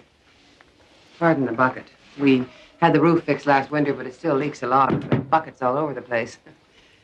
Storm that big always agitates the patients, and last night was a doozy. Around midnight, we had everyone quieted down, except for your favorite patient. Sharon? What happened? She just started screaming right in the middle of the night, screaming and pounding on her door, trying to get out. Kept saying she wanted another room, that she had to get out. Did she say why? Well, she was hysterical. Any other night, we'd have given her another room, but you know how crowded we are. She was too disturbed to let her wander around, so we had to lock her room. I called for another nurse to help sedate her. She really fought us, too. Why didn't you call me? Well, we were going to, but she quieted down. We didn't want to disturb you.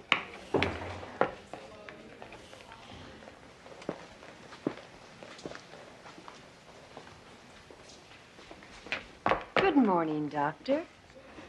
I hear you give our nurses quite a night. Well, I was being silly, and I realize that now. Storms frightened me. Actually, thanks to you, I realize I've been silly about a lot of things. Such as? Such as being here, committing myself, abandoning my son and husband just because of some perfectly irrational fears. It's wrong. And I can see that now. I guess all I really needed was someone to talk to. I fear you give me way too much credit. It's a very pretty outfit. Very intricate patterns, I thought. Just one more sign that all is well. I called the front office and had it brought to my room. With some luck, I signed the release forms and I'll be leaving here this afternoon. So soon? I thought we could at least finish our... We did. And again. Thank you.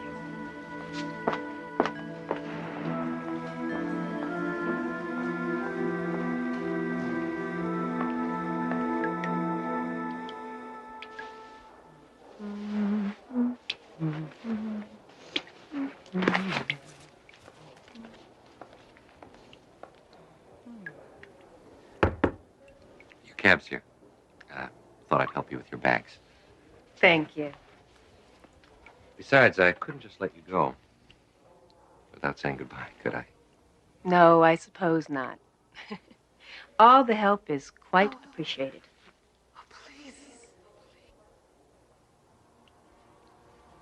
Did you hear something? No. Must have been the wind.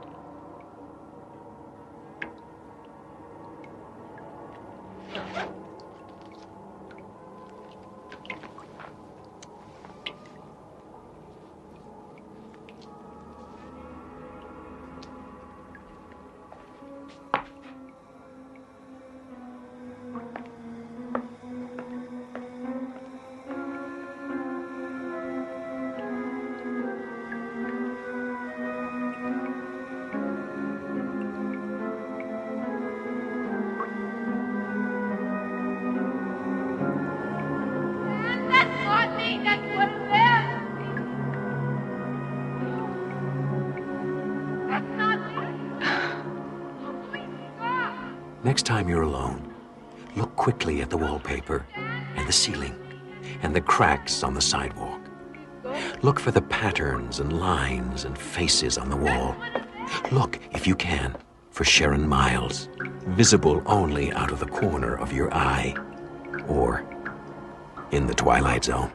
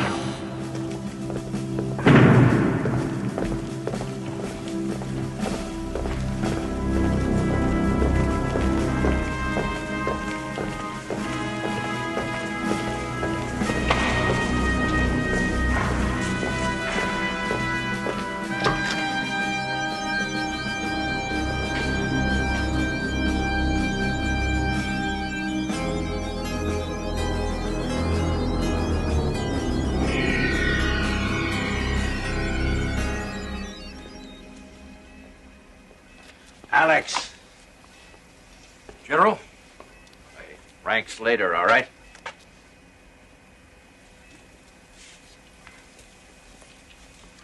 So what's the job?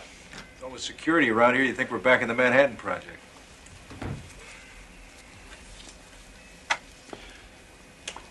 2 months ago, this was a research lab. Government contract, particle physics, that sort of thing. Nothing unusual. Then something happened.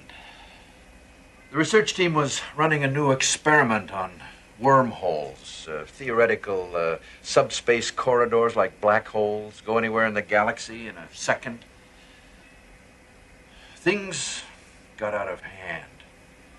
When they cleared away the rubble, they found what's on the other side of that wall. Here. Better put these on. They'll help a little, but try not to stare directly into it.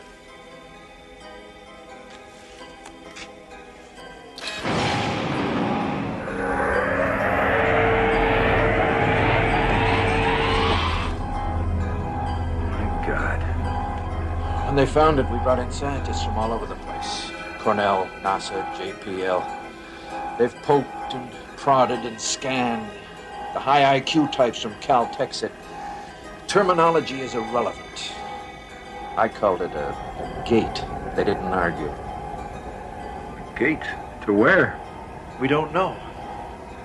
Hell, we're not even sure how it got here. All the data from the experiment was wiped out in the explosion. But somehow that equipment in there is generating it, maintaining it. Well, we'll probably figure it out in time, but right now it's as if we've unlocked a door and forgotten the combination. So if we close it, we may not be able to open it again.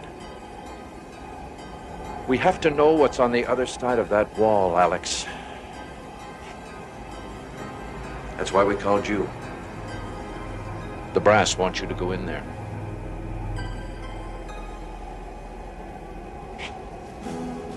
Alexander McAndrews, former test pilot, with a paper trail of commendations and a closet full of broken records. A man for whom the unknown is to be faced, not feared, conquered, not surrendered to. Alexander McAndrews, who is about to face yet another unknown. But this one is unlike all the others, for this one burns at the very heart of the Twilight Zone. You weren't the first one on our list, Alex. They went before you.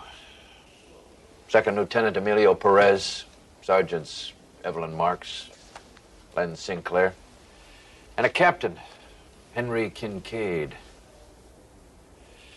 They volunteered. We gave them the best equipment we had. And one by one, they went in that gate. None of them have come back. No contact?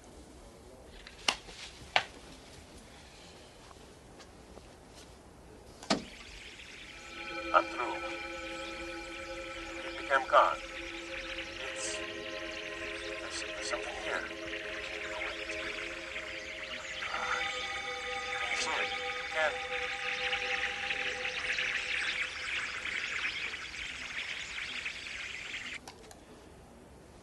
Maximum contact time, 10 seconds.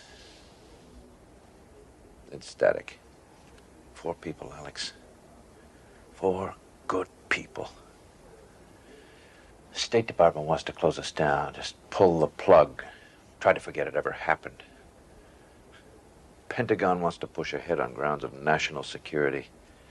But as far as I'm concerned, those people are still alive, and if there's any chance to rescue them... Understood. I didn't want you for this, Alex. You've paid your dues and then some. Don't know if you've heard, but I got the word last week. Seems like I'm getting a little bit too old to be a rocket jockey. Putting me behind a desk. I can't live with that, Greg. So, given the choice, it'd be a great way to go out, wouldn't it? You'll come back. If anyone can make it, you will. You're a good soldier, Alex. That's what Sarah said the day she left me. Good soldier. Always ready to follow orders, do his duty. Last chance. You don't have to do it. Look around, General. What else do I have? So where do I suit up? Systems check beginning by mark. No interference. Reading 5 by 5. Recorders up and running. All right. Need binary reprocessors. Field stable. Is there anyone you want me to? I'll see you soon.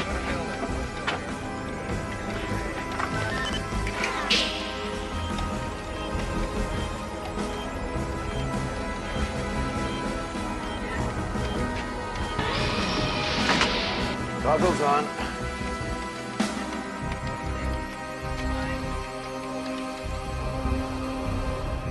Okay, ray shield.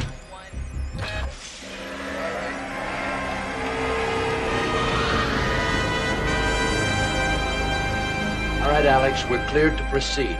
Now remember, no heroics, strictly threat analysis. Just go in, take a fast look around, then get out of there. You copy? Affirmative, General. Entering the gate.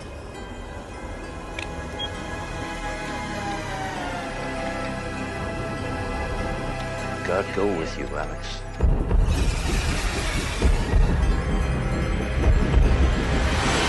You're a white light. Have a sensor. Very, very fast.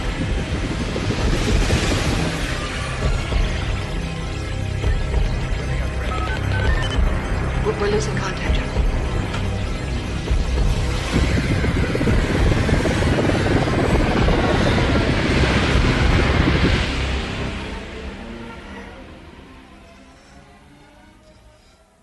ComCon. This is McAndrews. Do you read? ComCon. I repeat, this is McAndrews. Do you copy, ComCon?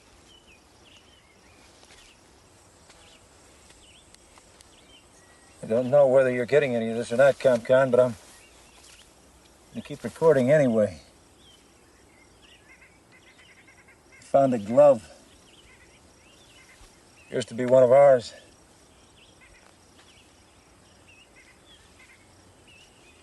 Atmosphere and environment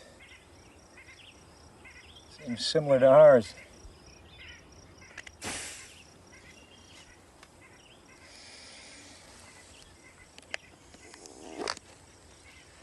Oxygen atmosphere, all right.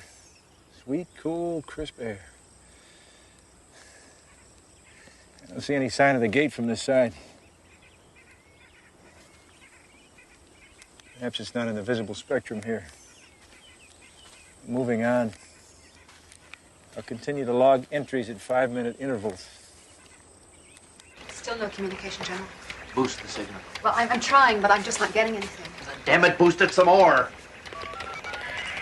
Come on, Alex, talk to me. Where the hell are you? Welcome, Major. Kincaid? Captain Henry Kincaid? Present and accounted for, sir. We've been waiting for you. Well, not you in particular, but somebody like you. But I'm happy with the selection. I can't think of a better choice for their needs or ours. Excuse me? Everything will be explained in time, Major. In the meantime, please, if you will come with us.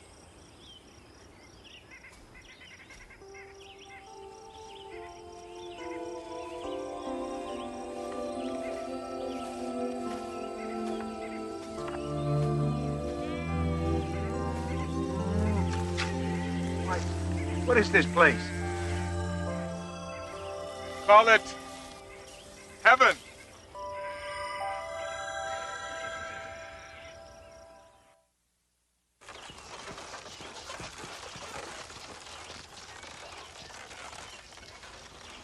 All I want is a simple answer to a simple question. Where are we? What is this place? Lieutenant Paris, sir. I'm the navigational specialist. I've been here about a week, and the stars... Well, Major, the stars are all wrong. I don't know where we are, but it's not Earth. And frankly, I don't think we're even in the same neighborhood anymore. Well, why haven't you tried to get back? We can't go back. We've surveyed the area. And as far as we can tell, the gate doesn't exist on this side.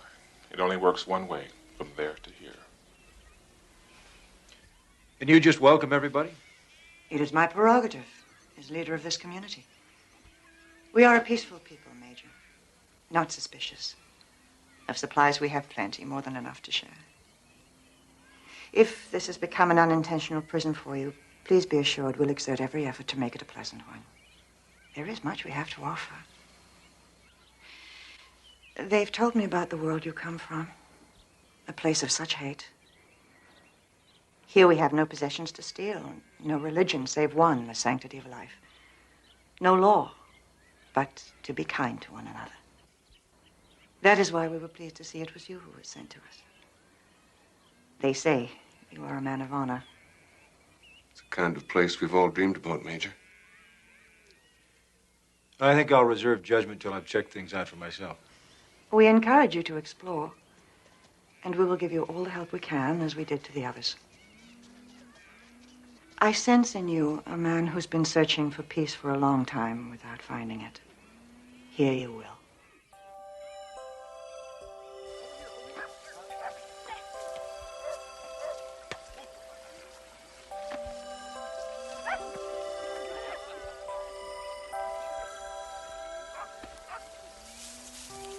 You do not play, Major? Too old, I guess. That will change.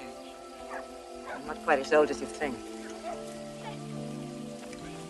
Have you had any luck trying to find the way back? None, you were right. Dawn to dusk, we searched every square inch of the area I came through. Nothing. It's a funny thing, though. The more time I spend here, the less I begin to worry about it.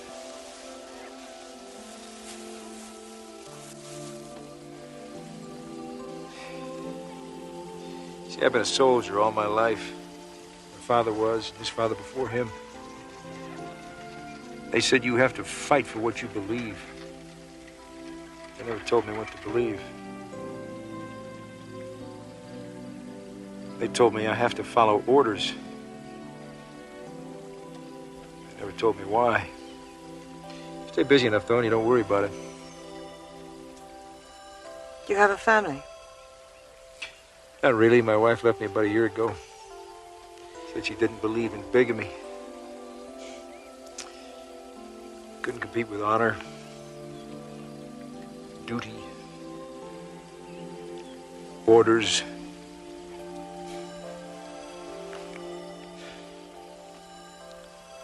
I'm glad you're here, Alex. I'm very glad.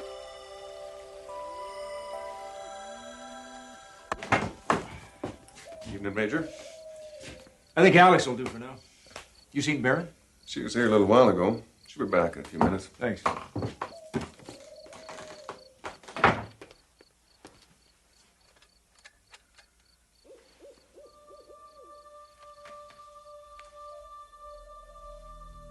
It is now 3 days, 12 hours since Alexander McAndrews went through the gate. In another 24 hours, we will consider him lost in action. I've recommended we shut down operations and send no more people through the gate without more detailed analysis. The brass disagree. We lose more in training operations, they told me. They've already picked their next volunteer. He comes highly recommended. I don't know him. Thank God for small favors.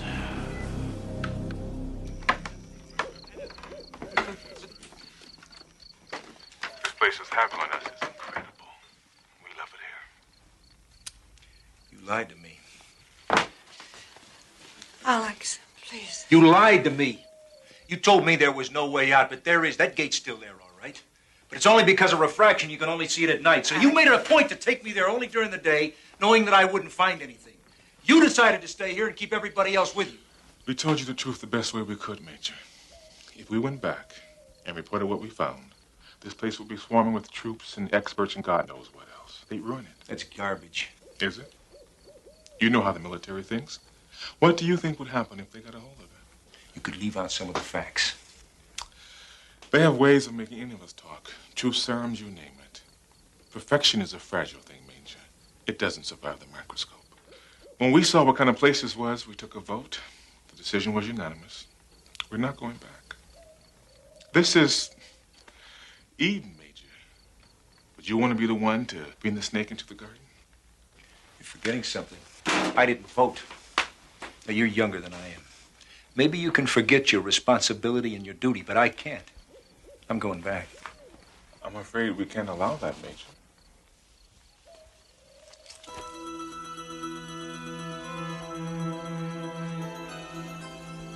See how easy it is? The first solution of the angry man. How many other guns you want to turn loose here? I don't want to hurt you, Kincaid. But I'm ordering you to get out of the way. Then you'll have to kill me, Alex.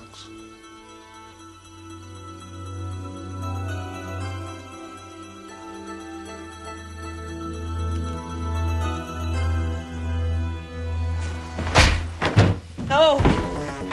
Alex!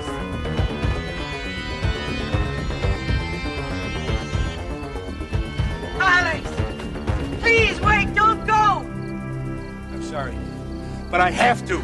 Why? You said yourself there was nothing back there for you! Because I'm a good soldier. That's all I've ever been. Maybe that's all I'll ever be. To take that away and what's left. You said yourself, I'm a man of honor. So please, lead me with that. That's all I have.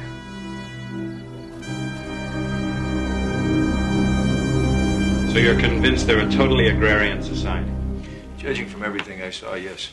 Any potential threat to security? No. Thank you, Major.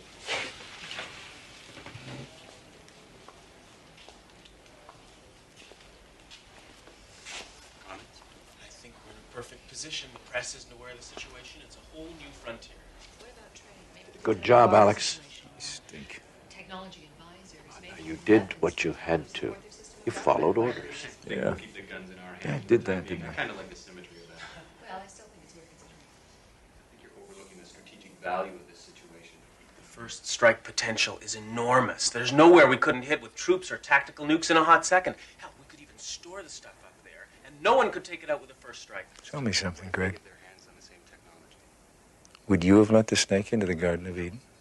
Fortunately for me, that wasn't a decision I had to make. Why we have to go in now, so that we can call the shots. I mean, the Pentagon is dying for an opportunity like this, and we must prevent any kind of leaks whatsoever, or the whole thing is shot.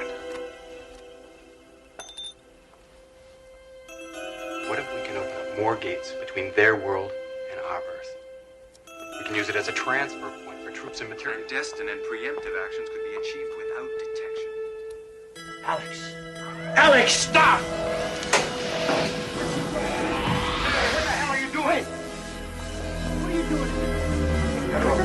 Hey, tell the brass that perfection is a fragile thing. Tell them I did my job. And tell them I retire.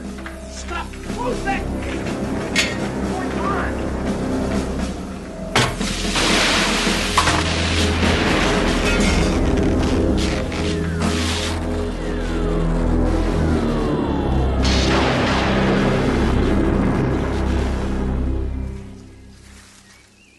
Are you sure they won't build another? It's a free combination in the first place. If the gate were still there for them to study, maybe they could duplicate it. But it's gone permanently.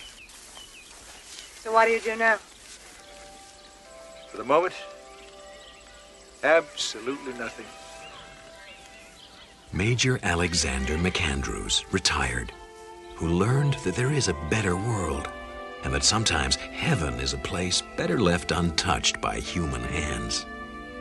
There may be one more commendation yet to come for the Major, one that says, for services rendered in the Twilight Zone.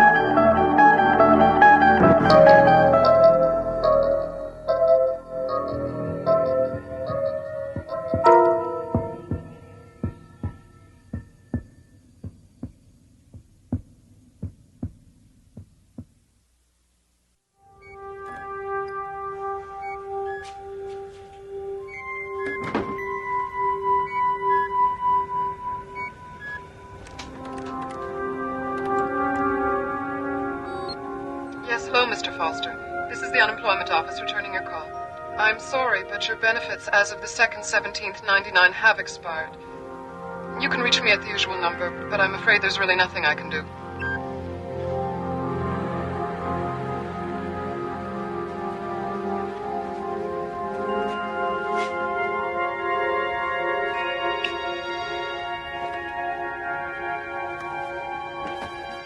The year is 1999. Within the box, evidence that some things do not change with the passage of time.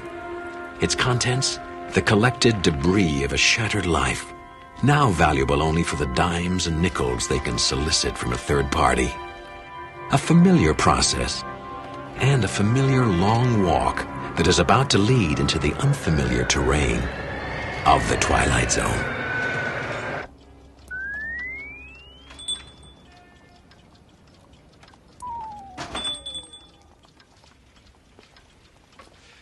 Yes, sir.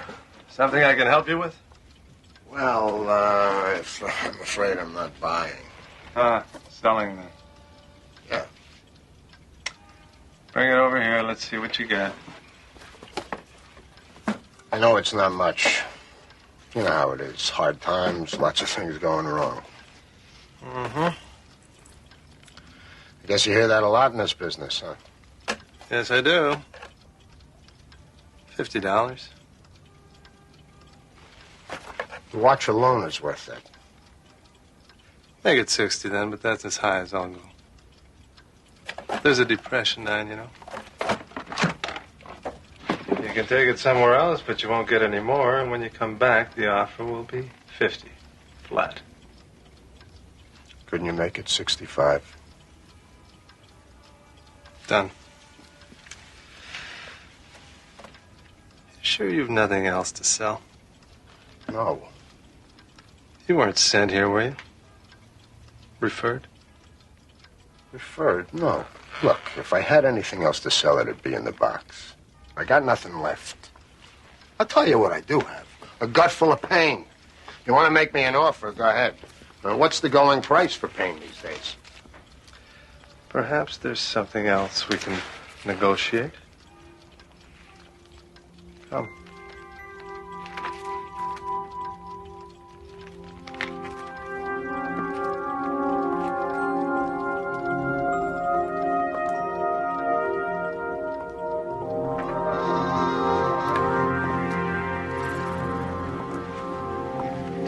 You're familiar, I trust, with memory dipping?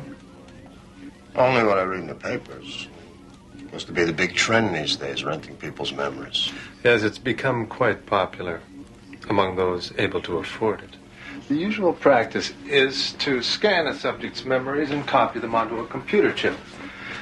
You can take a skier, copy his memory of his best race, and by plugging into that, you can experience what he felt. His feelings, his thoughts, the way the snow felt under his skis, the roar of the crowd at the finish line. A fascinating concept, is it not, Mr. Foster? Mr. Foster. Unfortunately, copied memories are not as vivid as some might like. It's like seeing a video that's been dubbed too many times. The color is washed out. The experience less than 100% real. So, a market has developed for connoisseurs looking to sample a far more intense experience. For that, they require not dubbing, but direct transference. We go in electronically and slice away memories. A minute, an hour, a year. We can remove these memories and store them for use by others. And the experience is quite painless, of course. And illegal. Eminently. And the wonder of it all is the product is not a distortion of reality. It is reality distilled. For those who buy, the risk is quite worthwhile. As for those who sell, the rewards are quite reasonable. How much would I get? Depends on what we can find. I've never really done anything special. Unnecessary. Look at the soap operas, Mr. Foster. No alien invasions, no vast sagas. But they know the value of voyeurism. And so do I.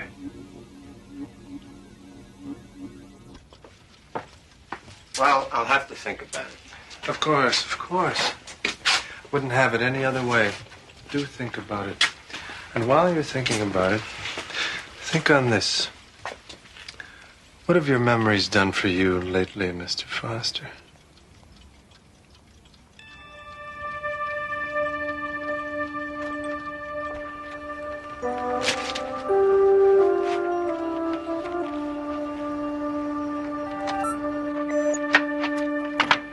Third reminder, Foster.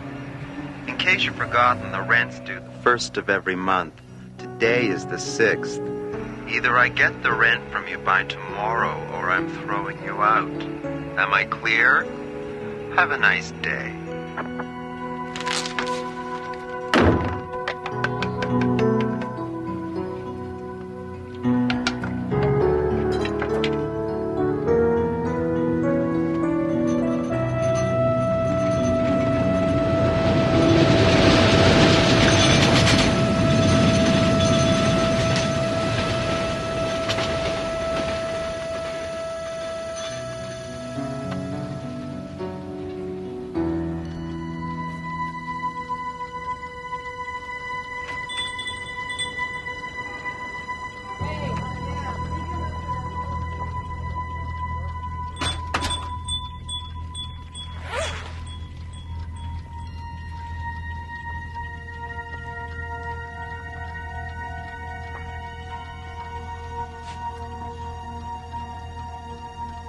It's not fair, you know.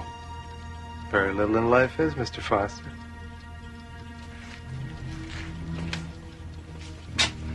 I've just had a very good offer from a fellow who collects high school graduations. It gives me great pleasure in presenting this next student not only with his diploma, but also with this watch in recognition of his leading the fundraising for the new gymnasium. Congratulations, Simon Foster. Mr. Foster? Mr. Foster? Mr. Foster?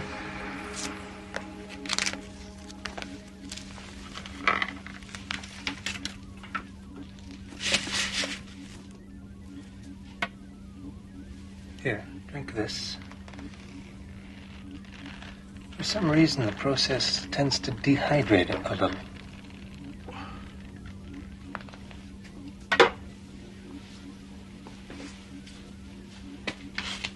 A perfect transfer? How do you feel? I don't feel any different. Of course not. But now there's just a tiny gap in your memory. Just so. Everything between 8 o'clock in the morning and 8 o'clock in the evening of the day in question. 12 hours. Poof. Gone. And are you any the less for it? No. In fact, I would dare say you are quite the richer for it. Well, good doing business with you, Mr. Foster.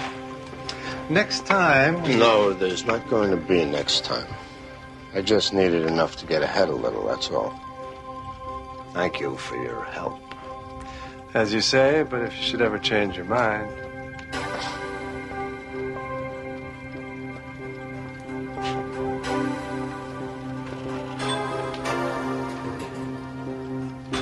Be seeing you, Mr. Foster.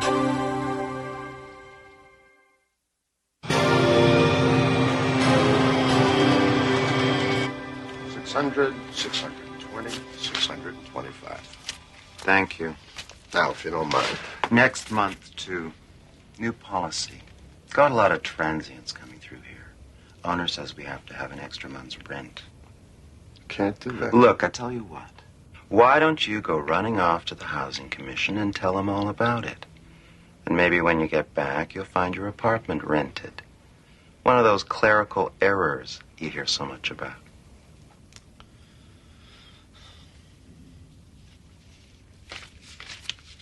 I'm sorry, Mr. Foster, but there are no openings in your area. When a vacancy opens up in your field, you will be notified at that time. Goodbye.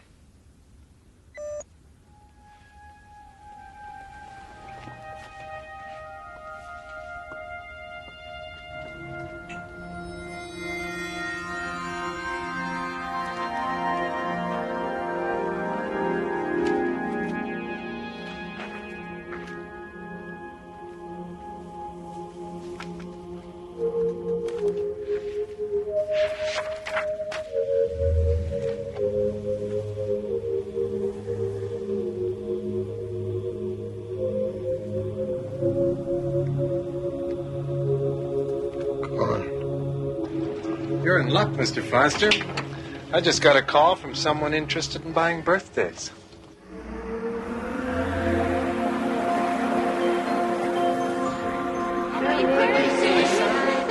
There's 5 candles, Simon, and 1 for good luck. Close your eyes. Make a wish. Make a wish, Simon. Blow out the candles. Good boy. Happy birthday, Simon.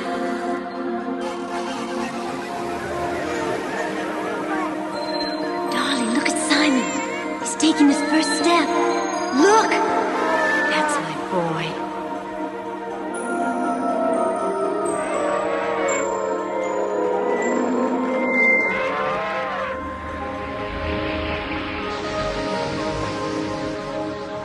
I just wanted to say, you're a great dancer. Thank you. It was very nice. I have to go inside now, but I'll never forget this.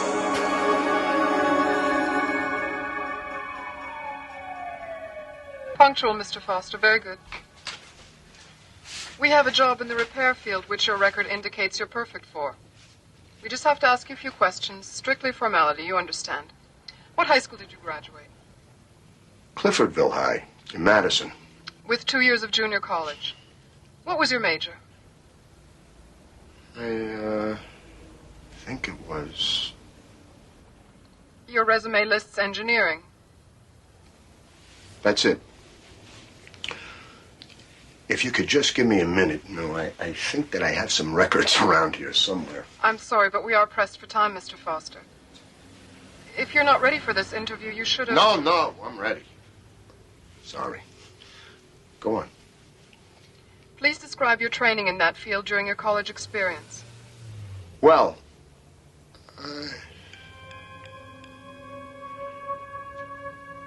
I require specifics, Mr. Foster.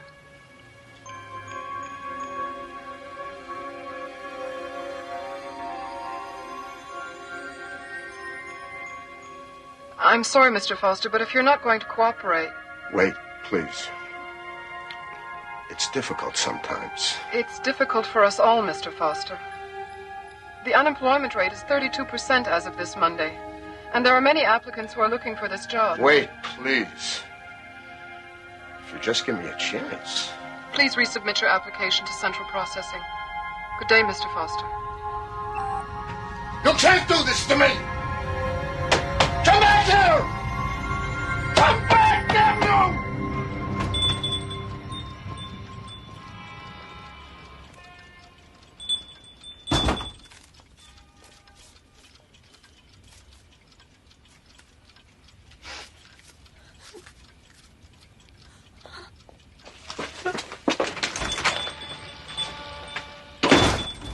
My God. How many? How many others? I run a business, Mr. Foster. Like any good business, it depends on volume and diversity. One must be responsive to the fluctuations in the market. Oh, save me your grand gestures. You're not going anywhere. Even if you leave, you'll be back. Your kind always comes back. We come back because bread is $5 a loaf and meat you can't even buy unless it's on the black market. I look around, the only person I see eating is you. I pay you a fair price for what you have to sell. It's not enough! You say this minute is worth a nickel, an hour, maybe $1. 5 if something interesting's going on? What gives you the right to put a price tag on my life? I didn't. You did.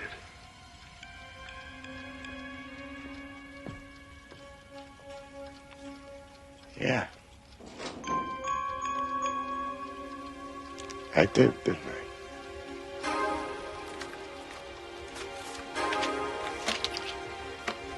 So what'll it be today, Mr. Quint? Trip to the zoo? Ride on a roller coaster? Why don't you take my first marriage? Save us both some grief. Not interested? I'm only buying one thing today. We need a companion piece to the young lady who just left here. We want to buy the first time you made love.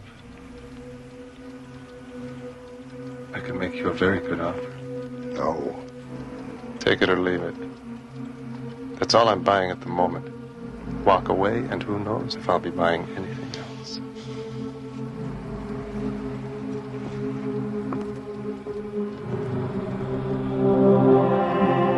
Tell me. Just tell me you love me. It's not silly. Just tell me you love me. Always. Forever and ever.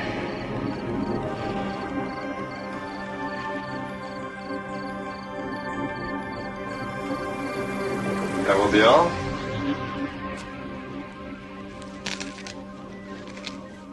I said that will be all, Mr. Foster. It's over. You can go now. Your payment is on the counter.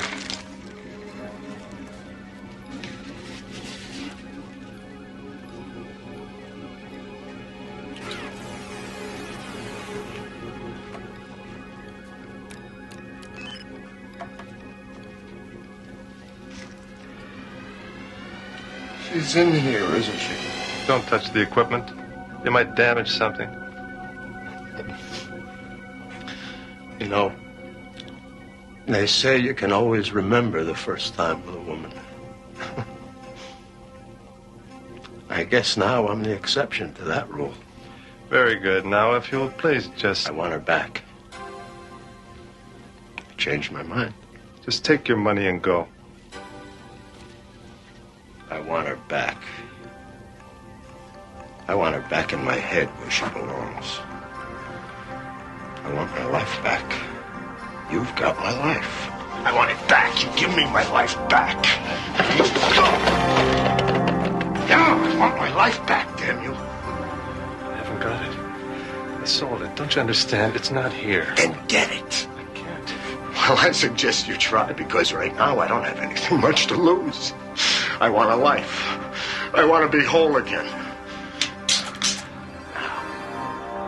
Now! There is a way. But it's not perfect. Well, like you said, Mr. Quint, what in life is...